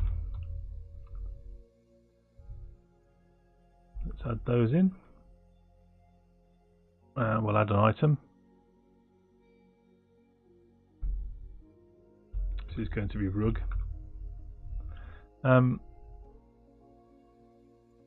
If we look at a typical item of treasure, which is basically what this is, it's actually inherits from adventure item, the class. So if we put that in there, and we'll go back to jewelry, it's going to be very similar to the piece of jewelry. Let's go and have a look at what the object description is for the rug. So there's objects are in here, so that's down here. So we need rug. It's Persian rug. Persian rug spread out on the floor. Let's add that.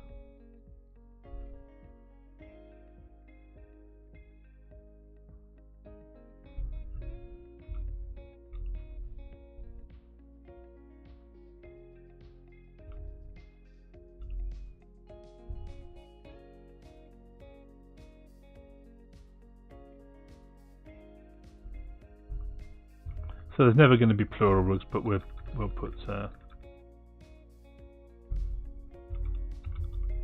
I'm not exactly. Let's go and have a look. See how we deal with that actually, because the lamp, battered lamps. We just pluralise it, so that's fine. Rugs. And this is going to be rug. So Persian.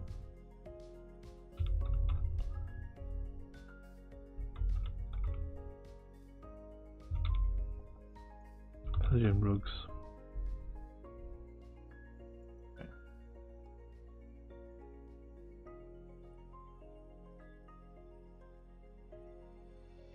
Ah, idiot. I've not done that properly. We need to have the constructor.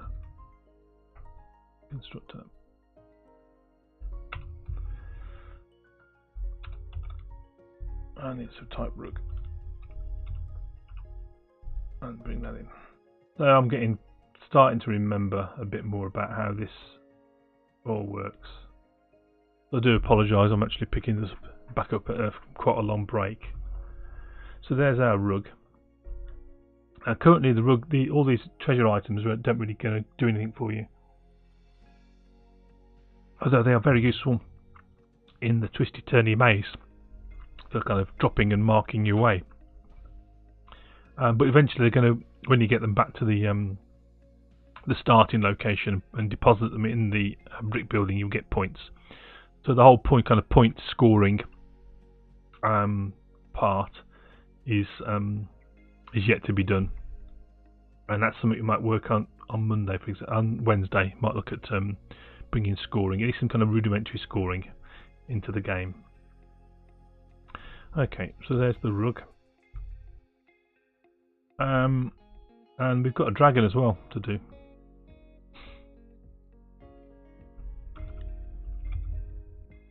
So she's dragon. And once again, we're going to inherit from the adventure item. And this is going to be internal. We want the same signature on the constructor. So we get item ID.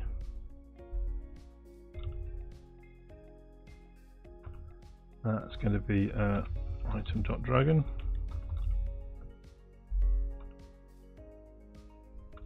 And we got name.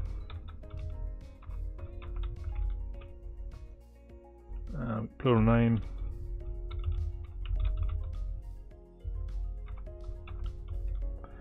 And it's portable. It's not portable, you can't carry the dragon around with you. So let's have a look what the original source code tells us about dragons. So a dragon. Dragon's teeth, so that's obviously going to be important. We're going to have to deal with the dragon and get its teeth. Here we are, here's the dragon.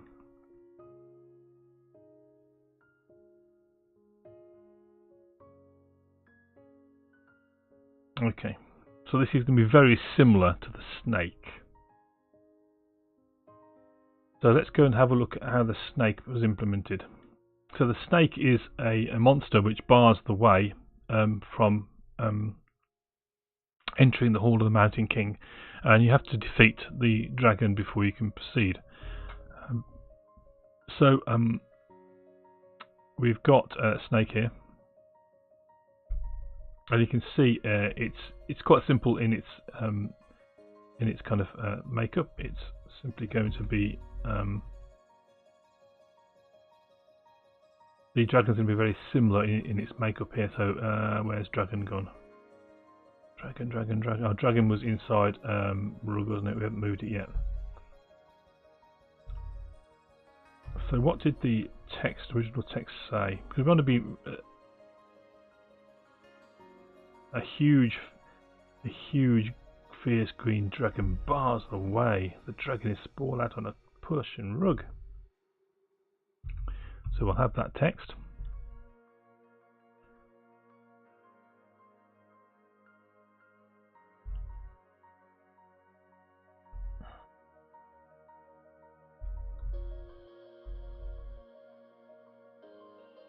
We'll just copy the same thing for the plural, because there's never going to be more than one snake. We want more than one of them.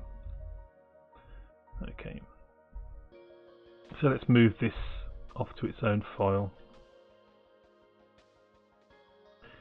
Okay. So we're now in our own file. Okay, back to the snake then. So the snake is simply it's a kind of barring the way kind of mechanism, which is exactly the same as this dragon is. So we need to look at the Hall of the Mountain King to see what was implemented in there. So here's the Hall of the Mountain King. So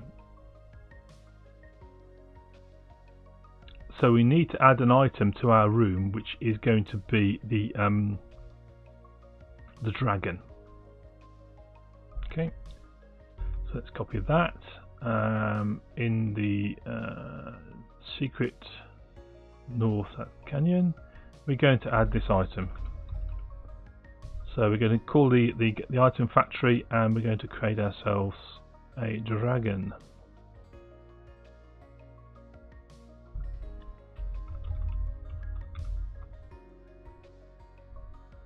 So let's go and have a look at items again.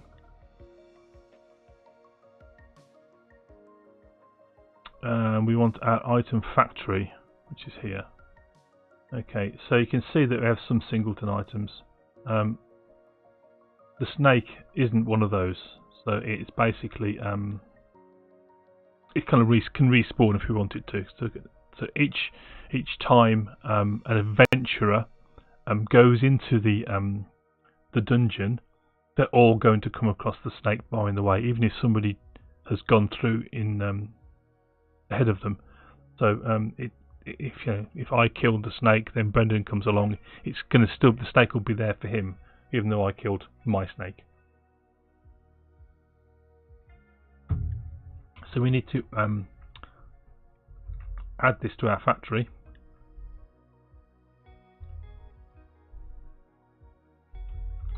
So we're going to create a new dragon.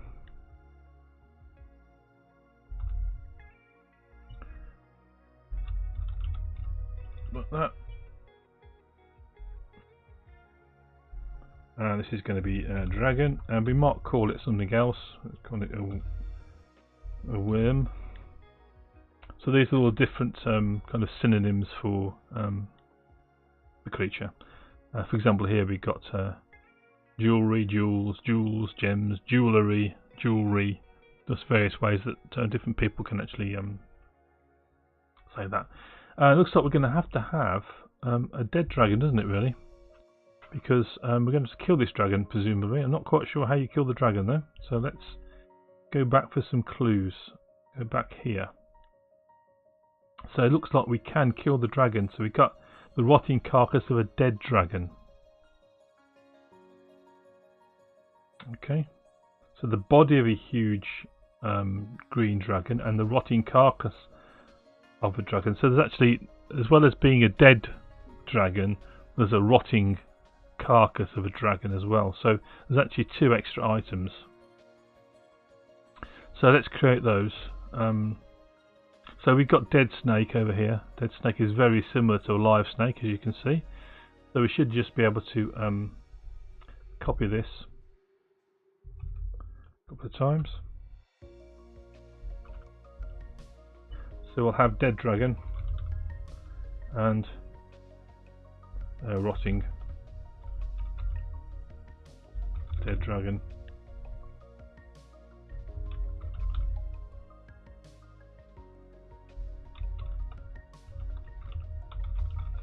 So there's a rotting red dragon, and we need some items in our item list, which is, closed it off.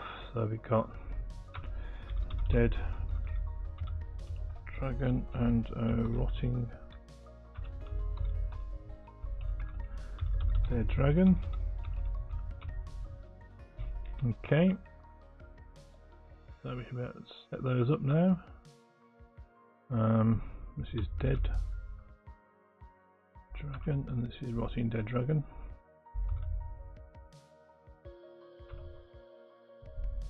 And we need the text for those, so let's once again grab that directly out of our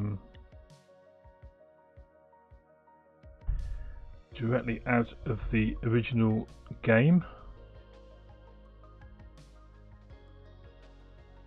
So we pop that in there. And then also the rotting one. So there's obviously some kind of timer going to have to come into play here that after a certain number of turns, the dead dragon becomes a rotting carcass. That's going to be interesting. We're not going to be able to do that straight away. So, we first want to figure out how to kill the dragon. So, Michael Jolly, if we've got a dragon, we're hop, skip and a jump away from a Bowser. Yes, we are, yes. As long as it's not a... I don't watch Game of Thrones. Is that an admission? Gareth, welcome. Welcome to the stream. Good to see you. Yes, I don't watch Game of Thrones, but there's dragons in that, I believe, aren't there? So this doesn't sound like that kind of dragon. It's quite small. Okay, let's move these off to their own files.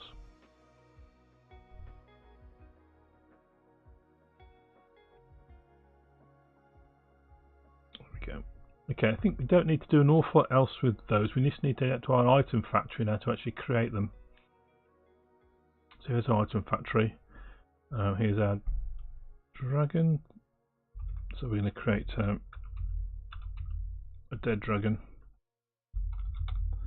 and a rotting dead dragon.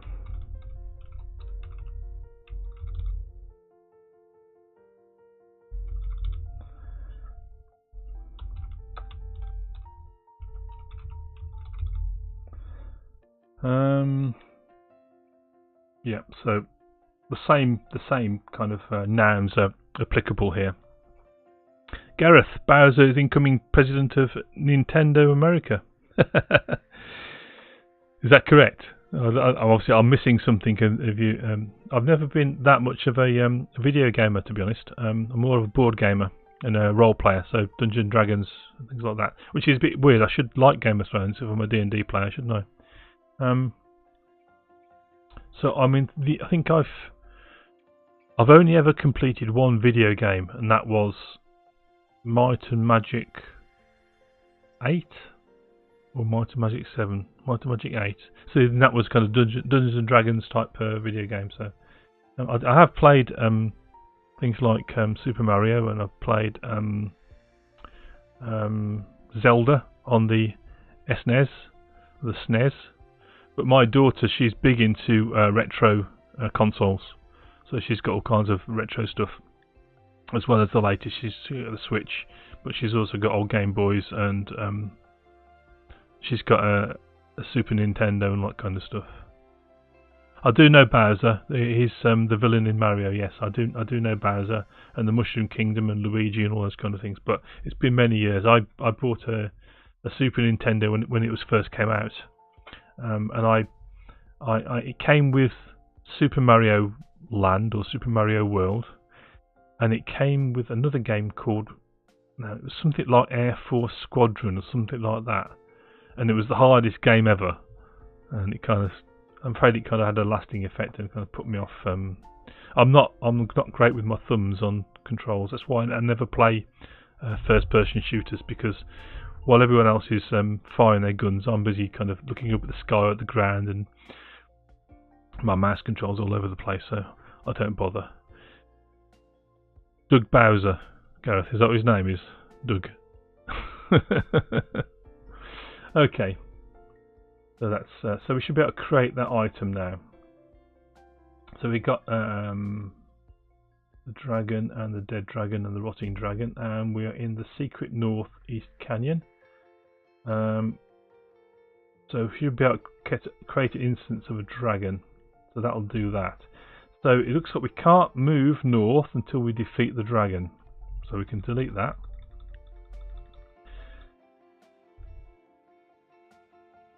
Okay, so let's go and have a look at the Hall of the Mountain King and see what we can do here. So what they're saying, what we say here, is that when we try to go anywhere, any direction other than back where we came from, then basically it says it's going to say that a vicious snake is barring the way. So we want something along those lines. Back in our secret canyon here.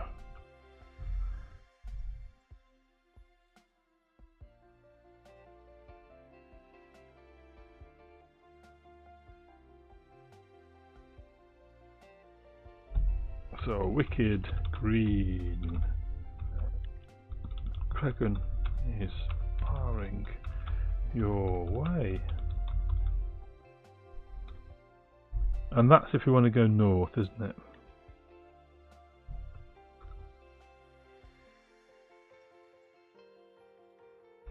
Okay. So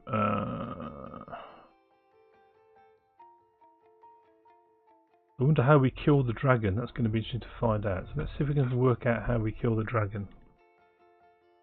So actions.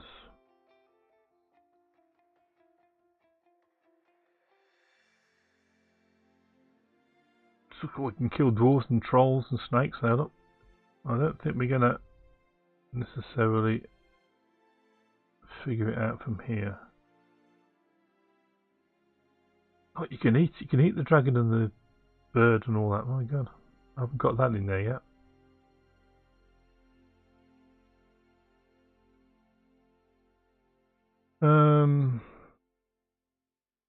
So you're going to need some kind of weapon, I think, to kill the dragon. So what objects are available to us? Is there a sword? Singing sword.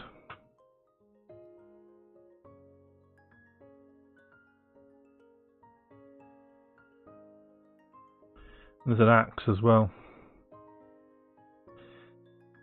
So singing sword looks like fun, doesn't it? Sings Hallelujah Chorus from Handel's Messiah.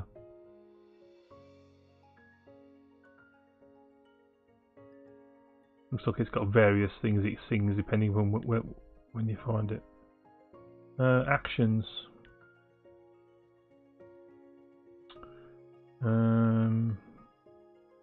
Sword.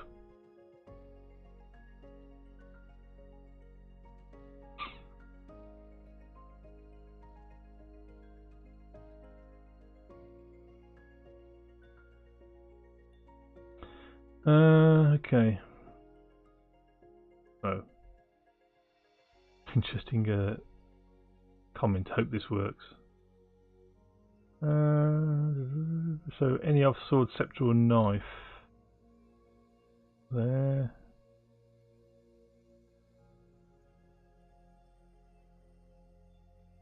So we can throw the sword or the knife. The jack, sorry.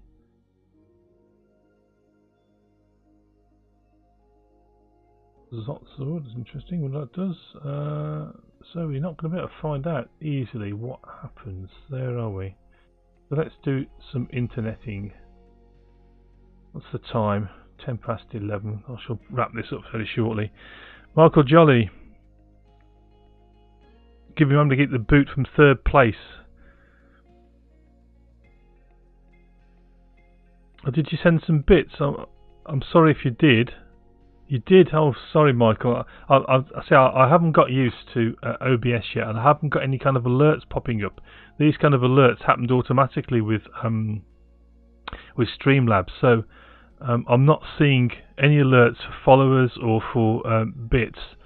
Yeah, so I mean, if you did offer to help me with OBS, so if you could help me with that, maybe over in the Live Coders Discord and Shop Talk. I'd much appreciate it because I'm missing some features here which are kind of interfering with my interaction with chat, so it'd be great if we get that sorted out. But thank you so much for the bits. It's very, very kind of you. I don't know if I've had any follows or anything like that, you see, and it's really kind of a bit I haven't even got my follower goal gauge anymore. Okay, so Colossal Cave, Kill Dragon. Will that find us anything, do you think? There's a walk through here. So,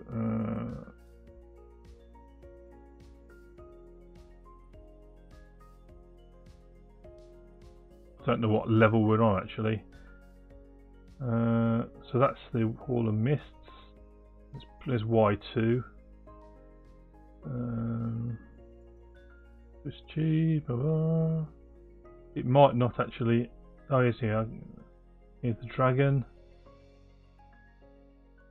Head east to the dragon. Say kill dragon. It'll ask you if you just want to use your bear and say yes, and you kill him. Okay. So there we go. So that's the trick. Michael Jolly, you can help with OBS. Just ask and I'll help. Say, yeah, I really need some help with it. I've got the basic setup. I've got my scenes reproduced mostly. Down in the bottom of my screen, I used to have some graphics with new follower, new subscriber, and new cheers. And that used a feature called Stream Labels from Streamlabs, and I don't know how to do that in OBS. If you can, and maybe have to do my own overlay. But it's the alerts really I'm missing. The follow, the hosting alerts, the raid alerts, and the bitty alert, because it's really kind of causing me an issue. So I'm not hearing anything at all or seeing anything going on, and I do want to be able to do that. Okay, kill dragon. That's all we have to say. Okay, so it's an interaction with the dragon, isn't it? So let's have a look at interactions.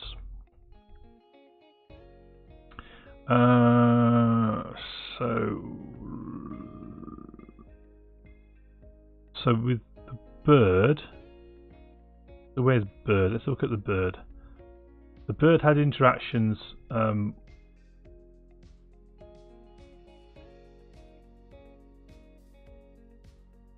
which was use fee release. Okay, so it's going to be something very similar to this.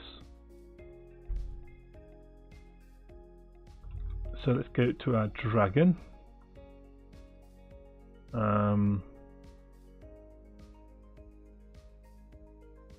Which is here.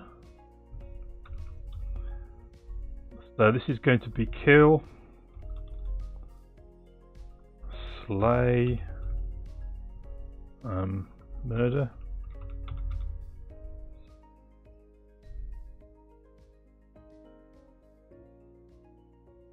So bring that namespace in. So it's going to say, "Do you?" This is interesting. We're going to need to ask a question here. So do you want to use your bare hands? So what does the actual text say? You just want to use your bare hands.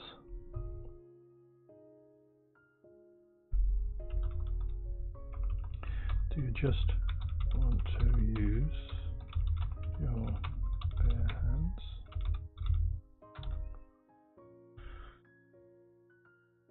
And we need to get a response. I'm not sure how we're going to do that bit. So we need to add we need to get a response from the user. Let's add a to do in there.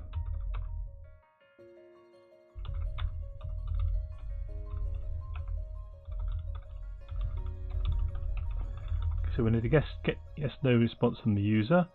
So if they say yes,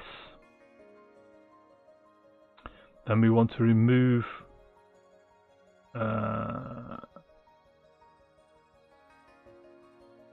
from location.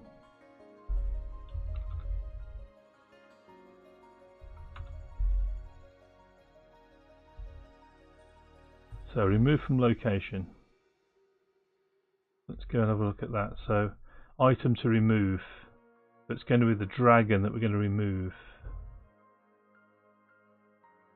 which is going to be this. We are the dragon. And we want to add to the location a dead dragon. So let's go and have a look at snake.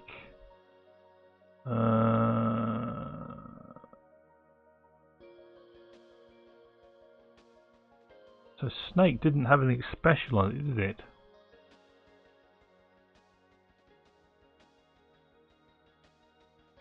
That's because the bird killed the snake, so it's going to be like down here.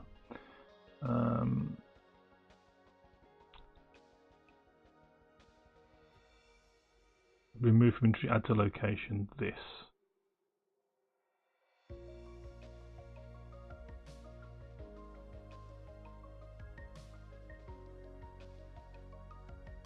Bird spot. So okay, add interaction with snakes killed.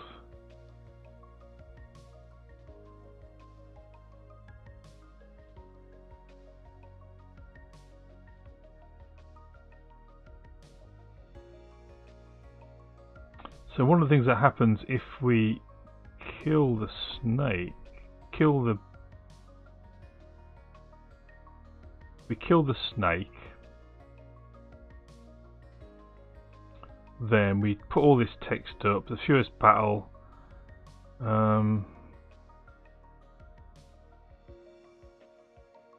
we then adds a new move, which is to go to the north. So I think it's going to be something very similar to that.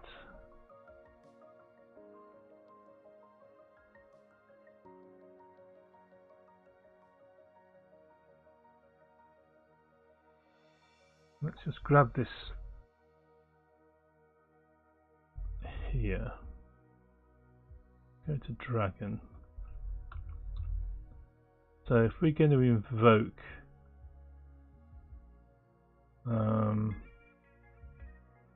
kill, we don't need any items.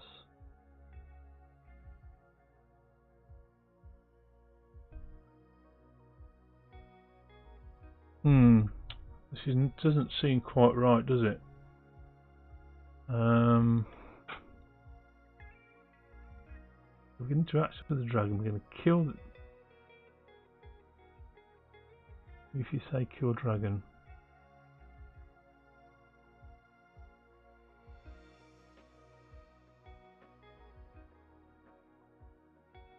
So we want to add to location a dead dragon, don't we?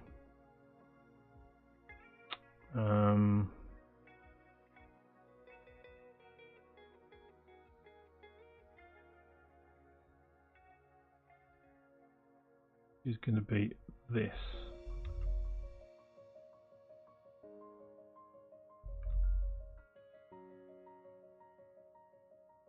Dead dragon.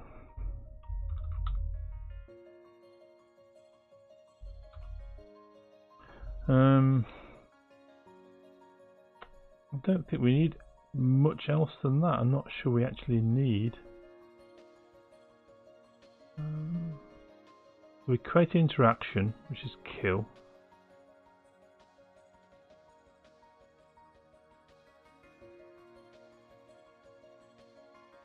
Okay. So I believe we should just be able to invoke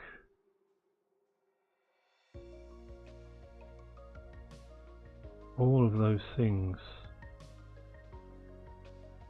This interaction contains kill.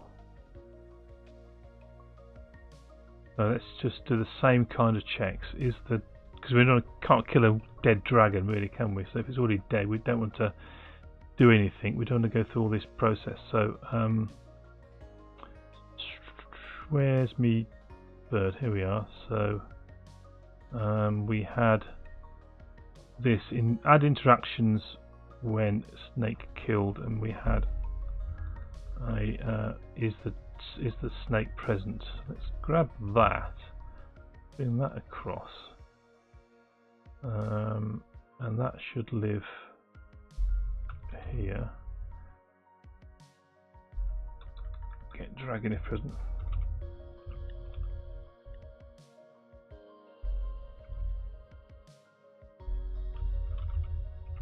That should get the dragon.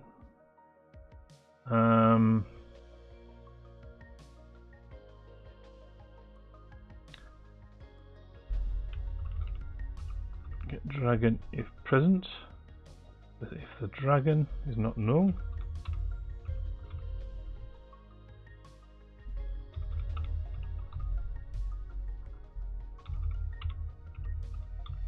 so I think what's going to happen is we don't have all this. We don't have this here. We just need to do the get yes or no bit.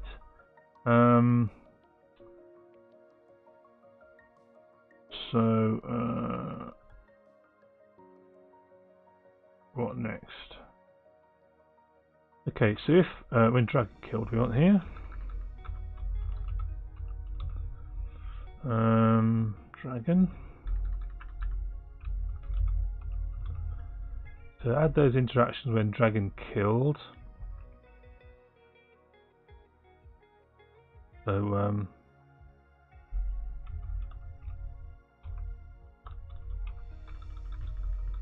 so in an amazing feat of bravery, you kill the dragon with your bare hands. Okay, so we move from, so this is what we're doing up here, so we don't need to do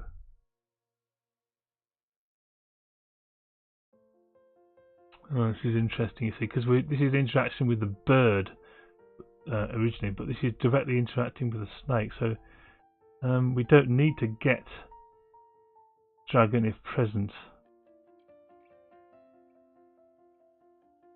So actually all we're going to do is put this in there.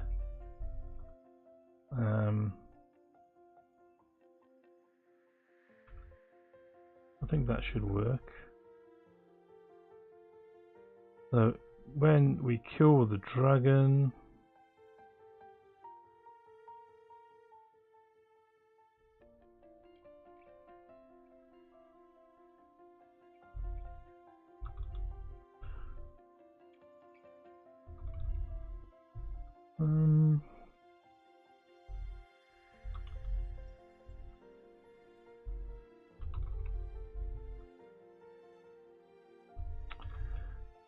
kind of thinking this should do it. We should just have to invoke the kill command. We should just have to do that bit.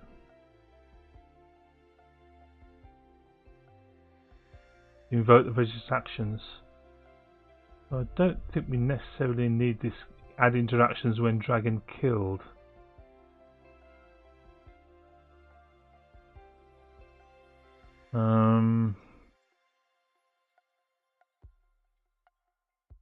So I think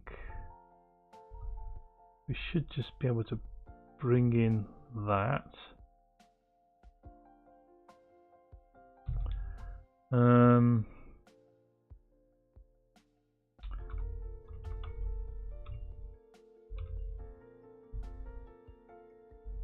Kill that registered interactions.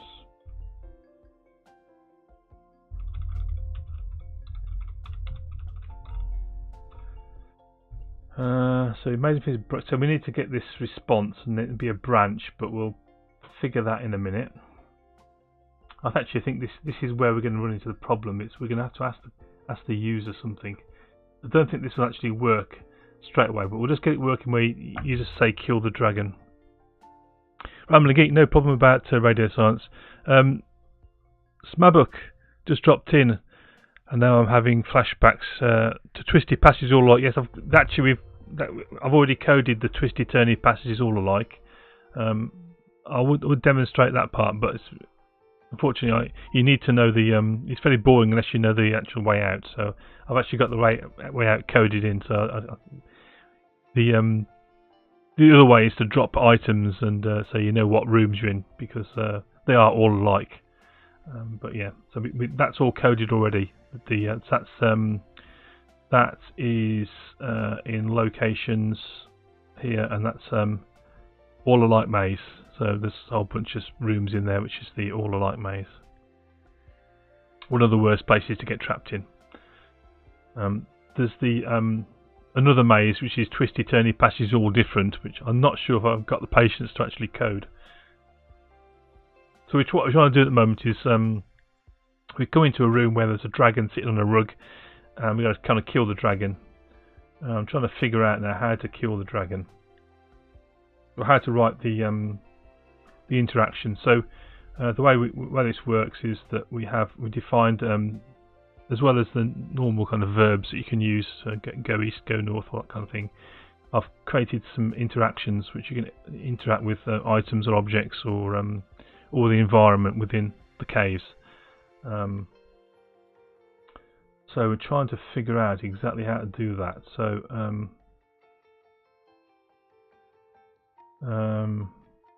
so we've already got this bit where we've added the dead dragon, which is the equivalent of this here. We've removed from the location. Okay, so pretty much we don't need to do any of this. We need the amazing feat of bravery, so we can get rid of that. And we just need to add the ability to move north.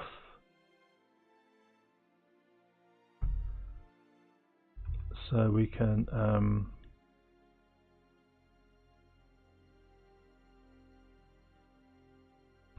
so kill dot registered interactions dot add new player move.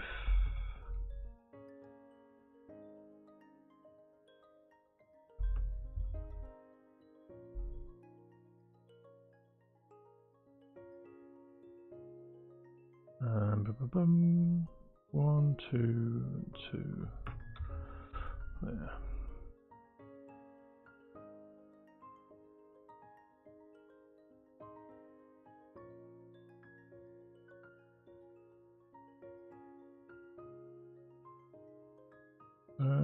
What's wrong with that?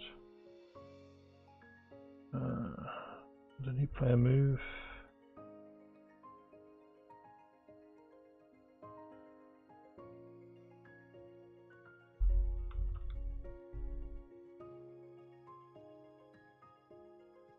Kill, what is statue?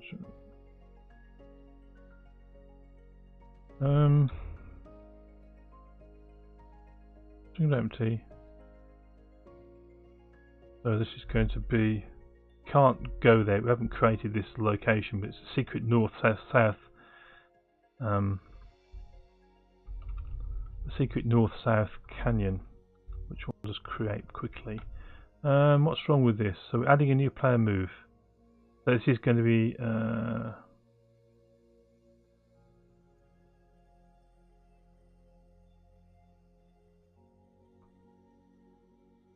add new moves. That's why. Silly me.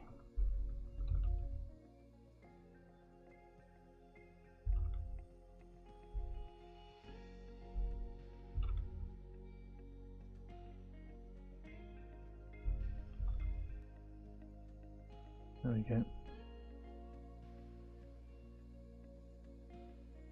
What's it complaining about? Come on. Oops. Come on.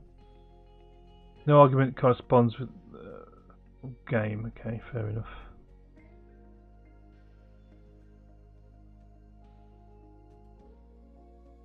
Just need these bits.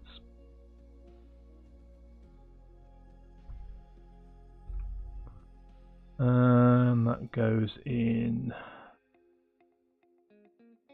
Is it in there? Yeah, that's it. So what happens? We don't need any of this anymore.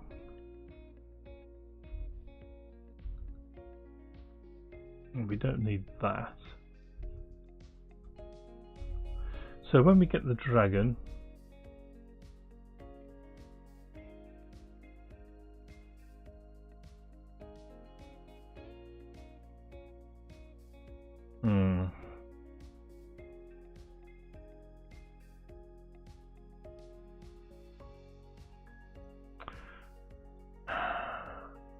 so our verb is going to be kill.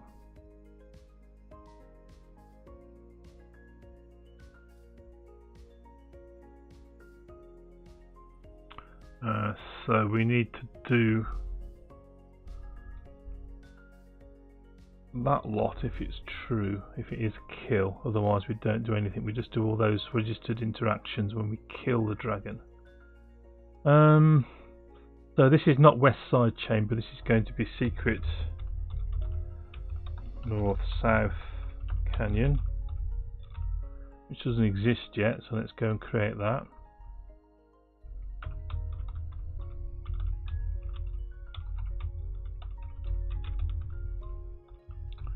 So So that's that location.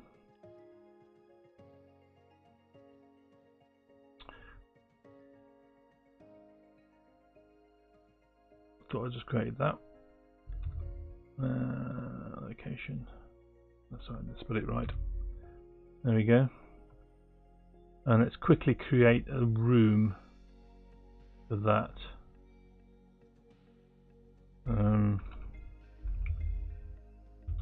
So a secret North-South Canyon. And that's going to inherit from adventure location. And that's going to be the same parameters. And location ID is going to be equal location dot secret or South Canyon name called secret canyon.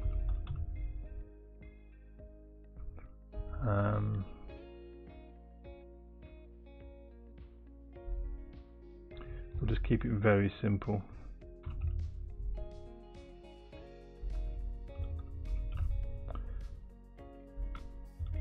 So that'll do for a secret North-South Canyon. Let's just move that off into its own file.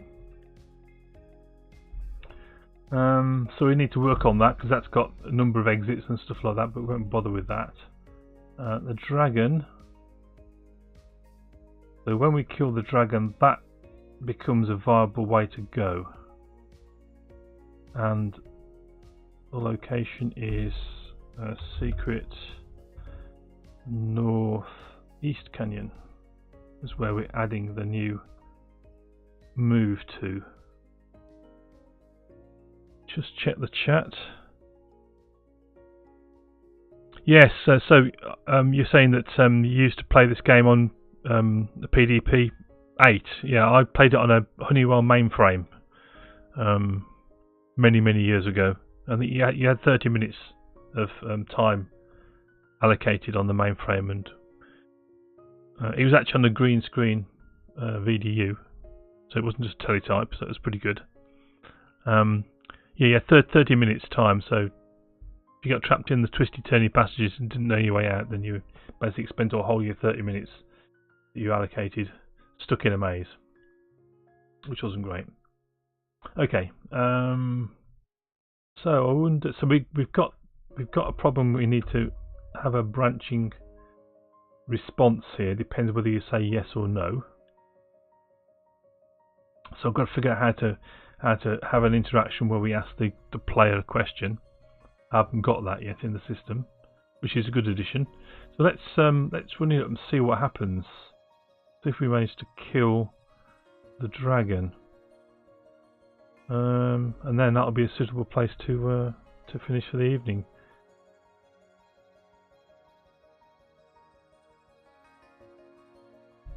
Okay, so if I look at my map, and I'll bring the map up here. If we go to Y2, we should be able to circumvent. I wonder if we can circumvent that snake. I know what we'll do. We'll do XY. We'll go here, grab the bird in case we have to kill the snake to get past, and then see what happens.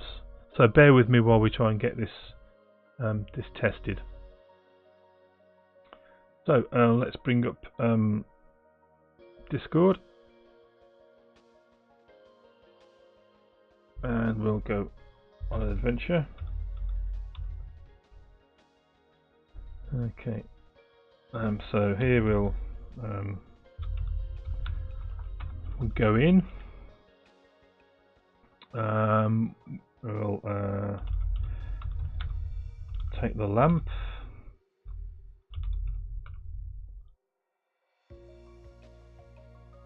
What else is in here? There's keys.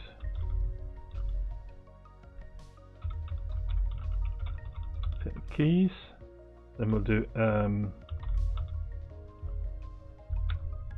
X, Y, Z, Z, Y, which should take us into the dungeon. So we'll light the lamp. And look, so where are we exactly? Okay, we need to go east. A couple of go and pick up the cage.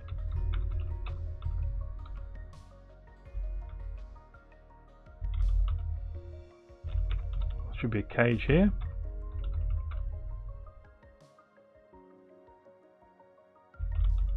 So we'll go west.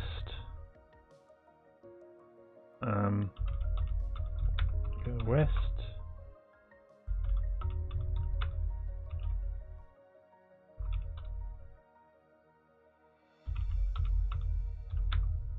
And again,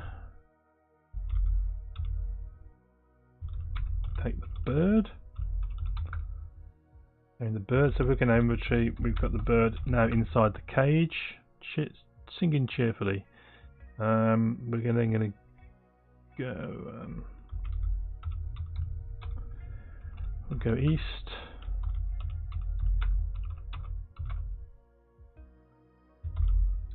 And have a look in here. So then we can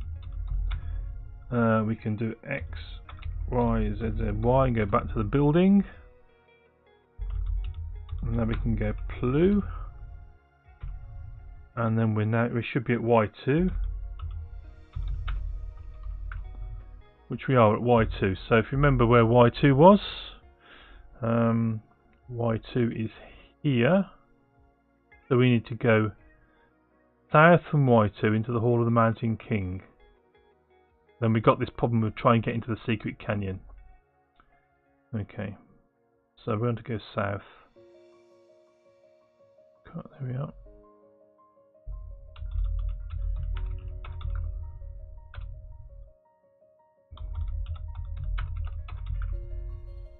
Hall of the Mountain King. Okay. So we're going to free the bird. Kill the snake. There we are. So there's a third bird and there's a large dead snake there now. So now we want to try and get into this secret canyon. So we need to go southwest for that. So we're still in the same place. Let's just try that again.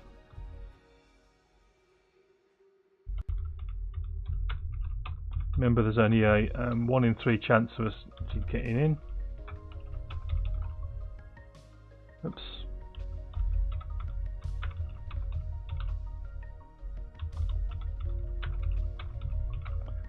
There we are. We got into the canyon. Oops. Okay, so there. So we're in this secret canyon. There's east and west. We need to go to the west.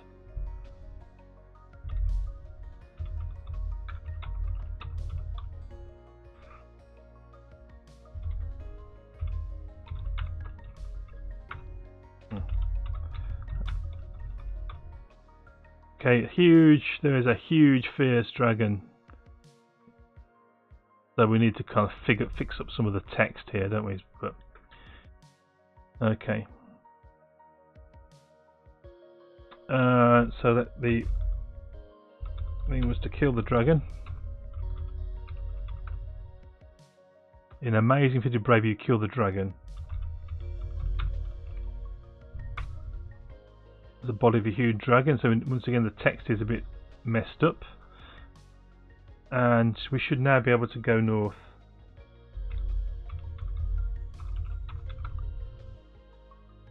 So okay, so it's not quite worked, does it? So we haven't removed. Oh, I see. We've gone back to the Hall of Mountain King. Okay, so there's a bit of work to be done there. Yes, you have to say yes to kill the dragon, Smabut, but I haven't actually coded anything in my interaction model where I can ask the user yes or no. Do you want to kill the dragon? So it says, do you want to do it with your bare hands? there, and then what we need is another an interaction where it says, you say yes, and then it says an animated feat of bravery, but we haven't got that bit working. So I just want to try and kind of get past the dragon, but it looks like we killed the dragon okay, apart from the screwed up text. And then when I was trying to go north, it still thinks the dragon there, but that's the wrong location. I've moved to the wrong place. So let's have a quick look. So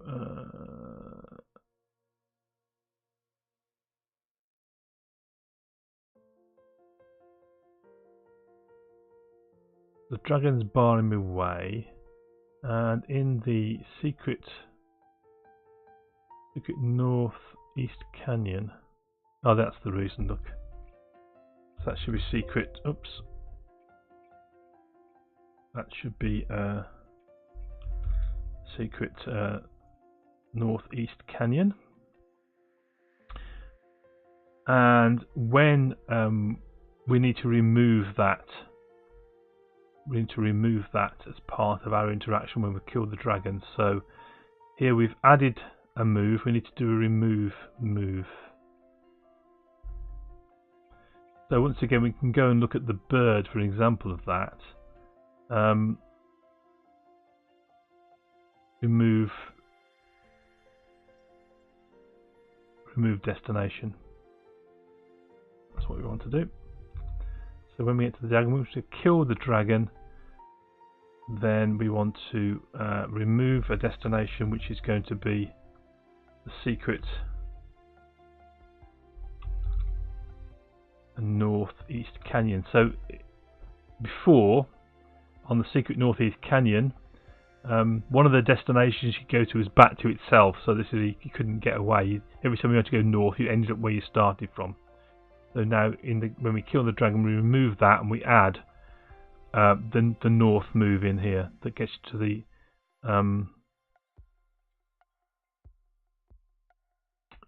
the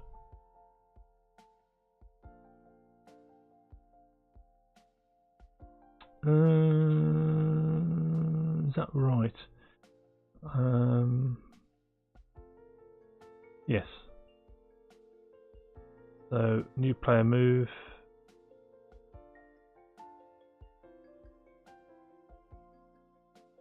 That's kill.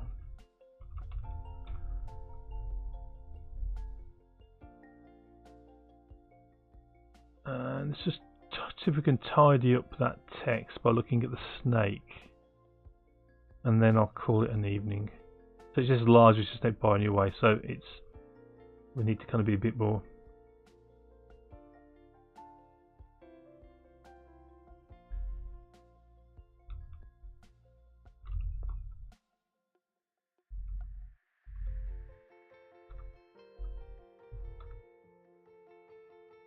On your way.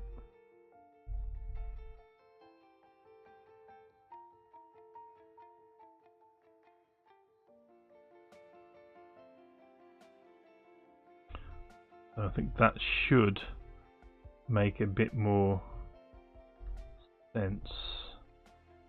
Let's move. This is the place here where we need to add our interaction with the user. So I have to figure that one out.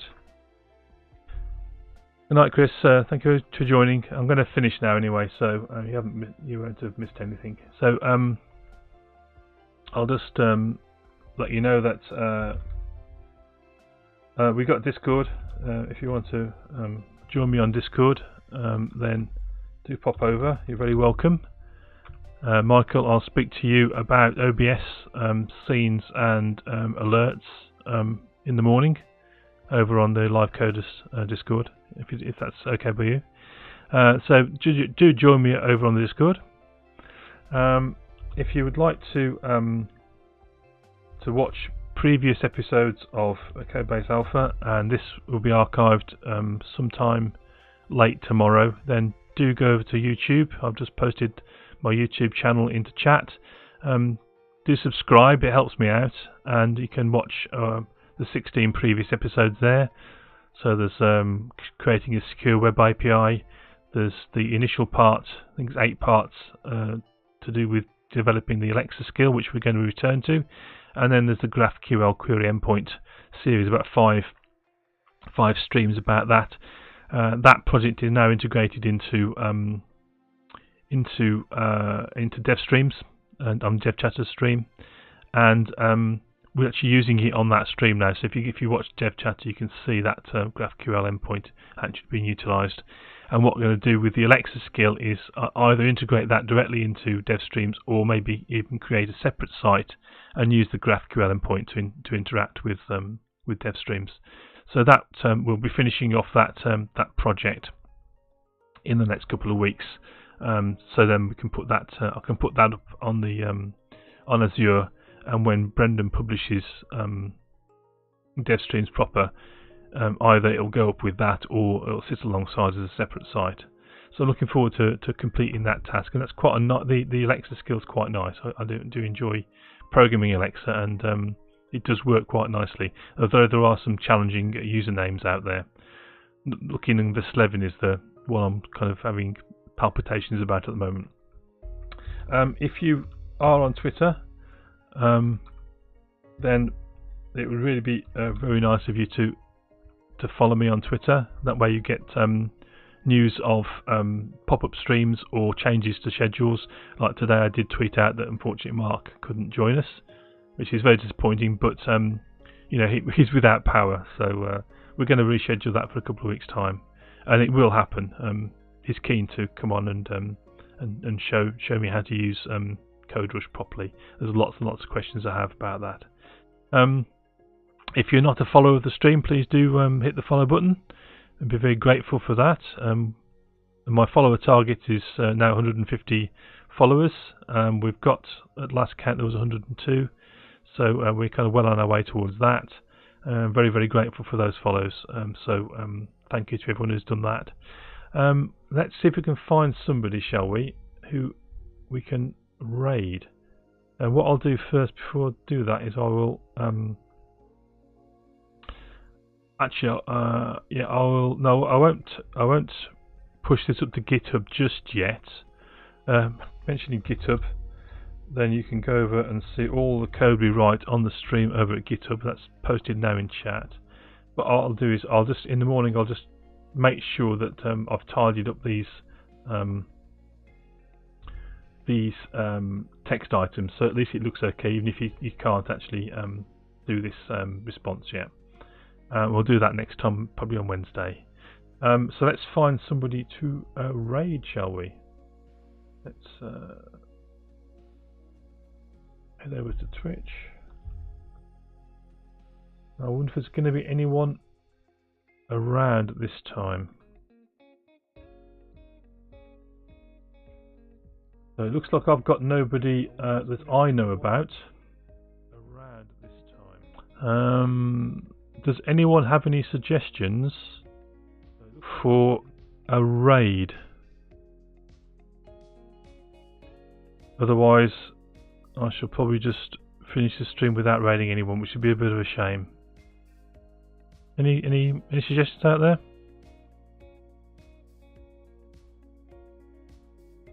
If not, thanks very much for watching. It's been a bit of a different stream today, so a bit disorganised, but I do apologise for that. For the next stream on Wednesday, I will do a bit more kind of preparation, so we've got actually an objective in place. We'll stick with going through the bot and looking at the text adventure for a couple of streams while I organise the next phase for Codebase Alpha and get used to OBS. We'll come back to the Alexa skill and implement that in its own website or into DevStreams proper, and then we'll find a new subject. So if you've got any suggestions for topics for the stream to look at, then do pop them into my Discord. You should have the link already in chat. So thanks everyone for watching. It's been a lot of fun, and I'll see you again if you're able to join me on Wednesday for the early stream. So good night.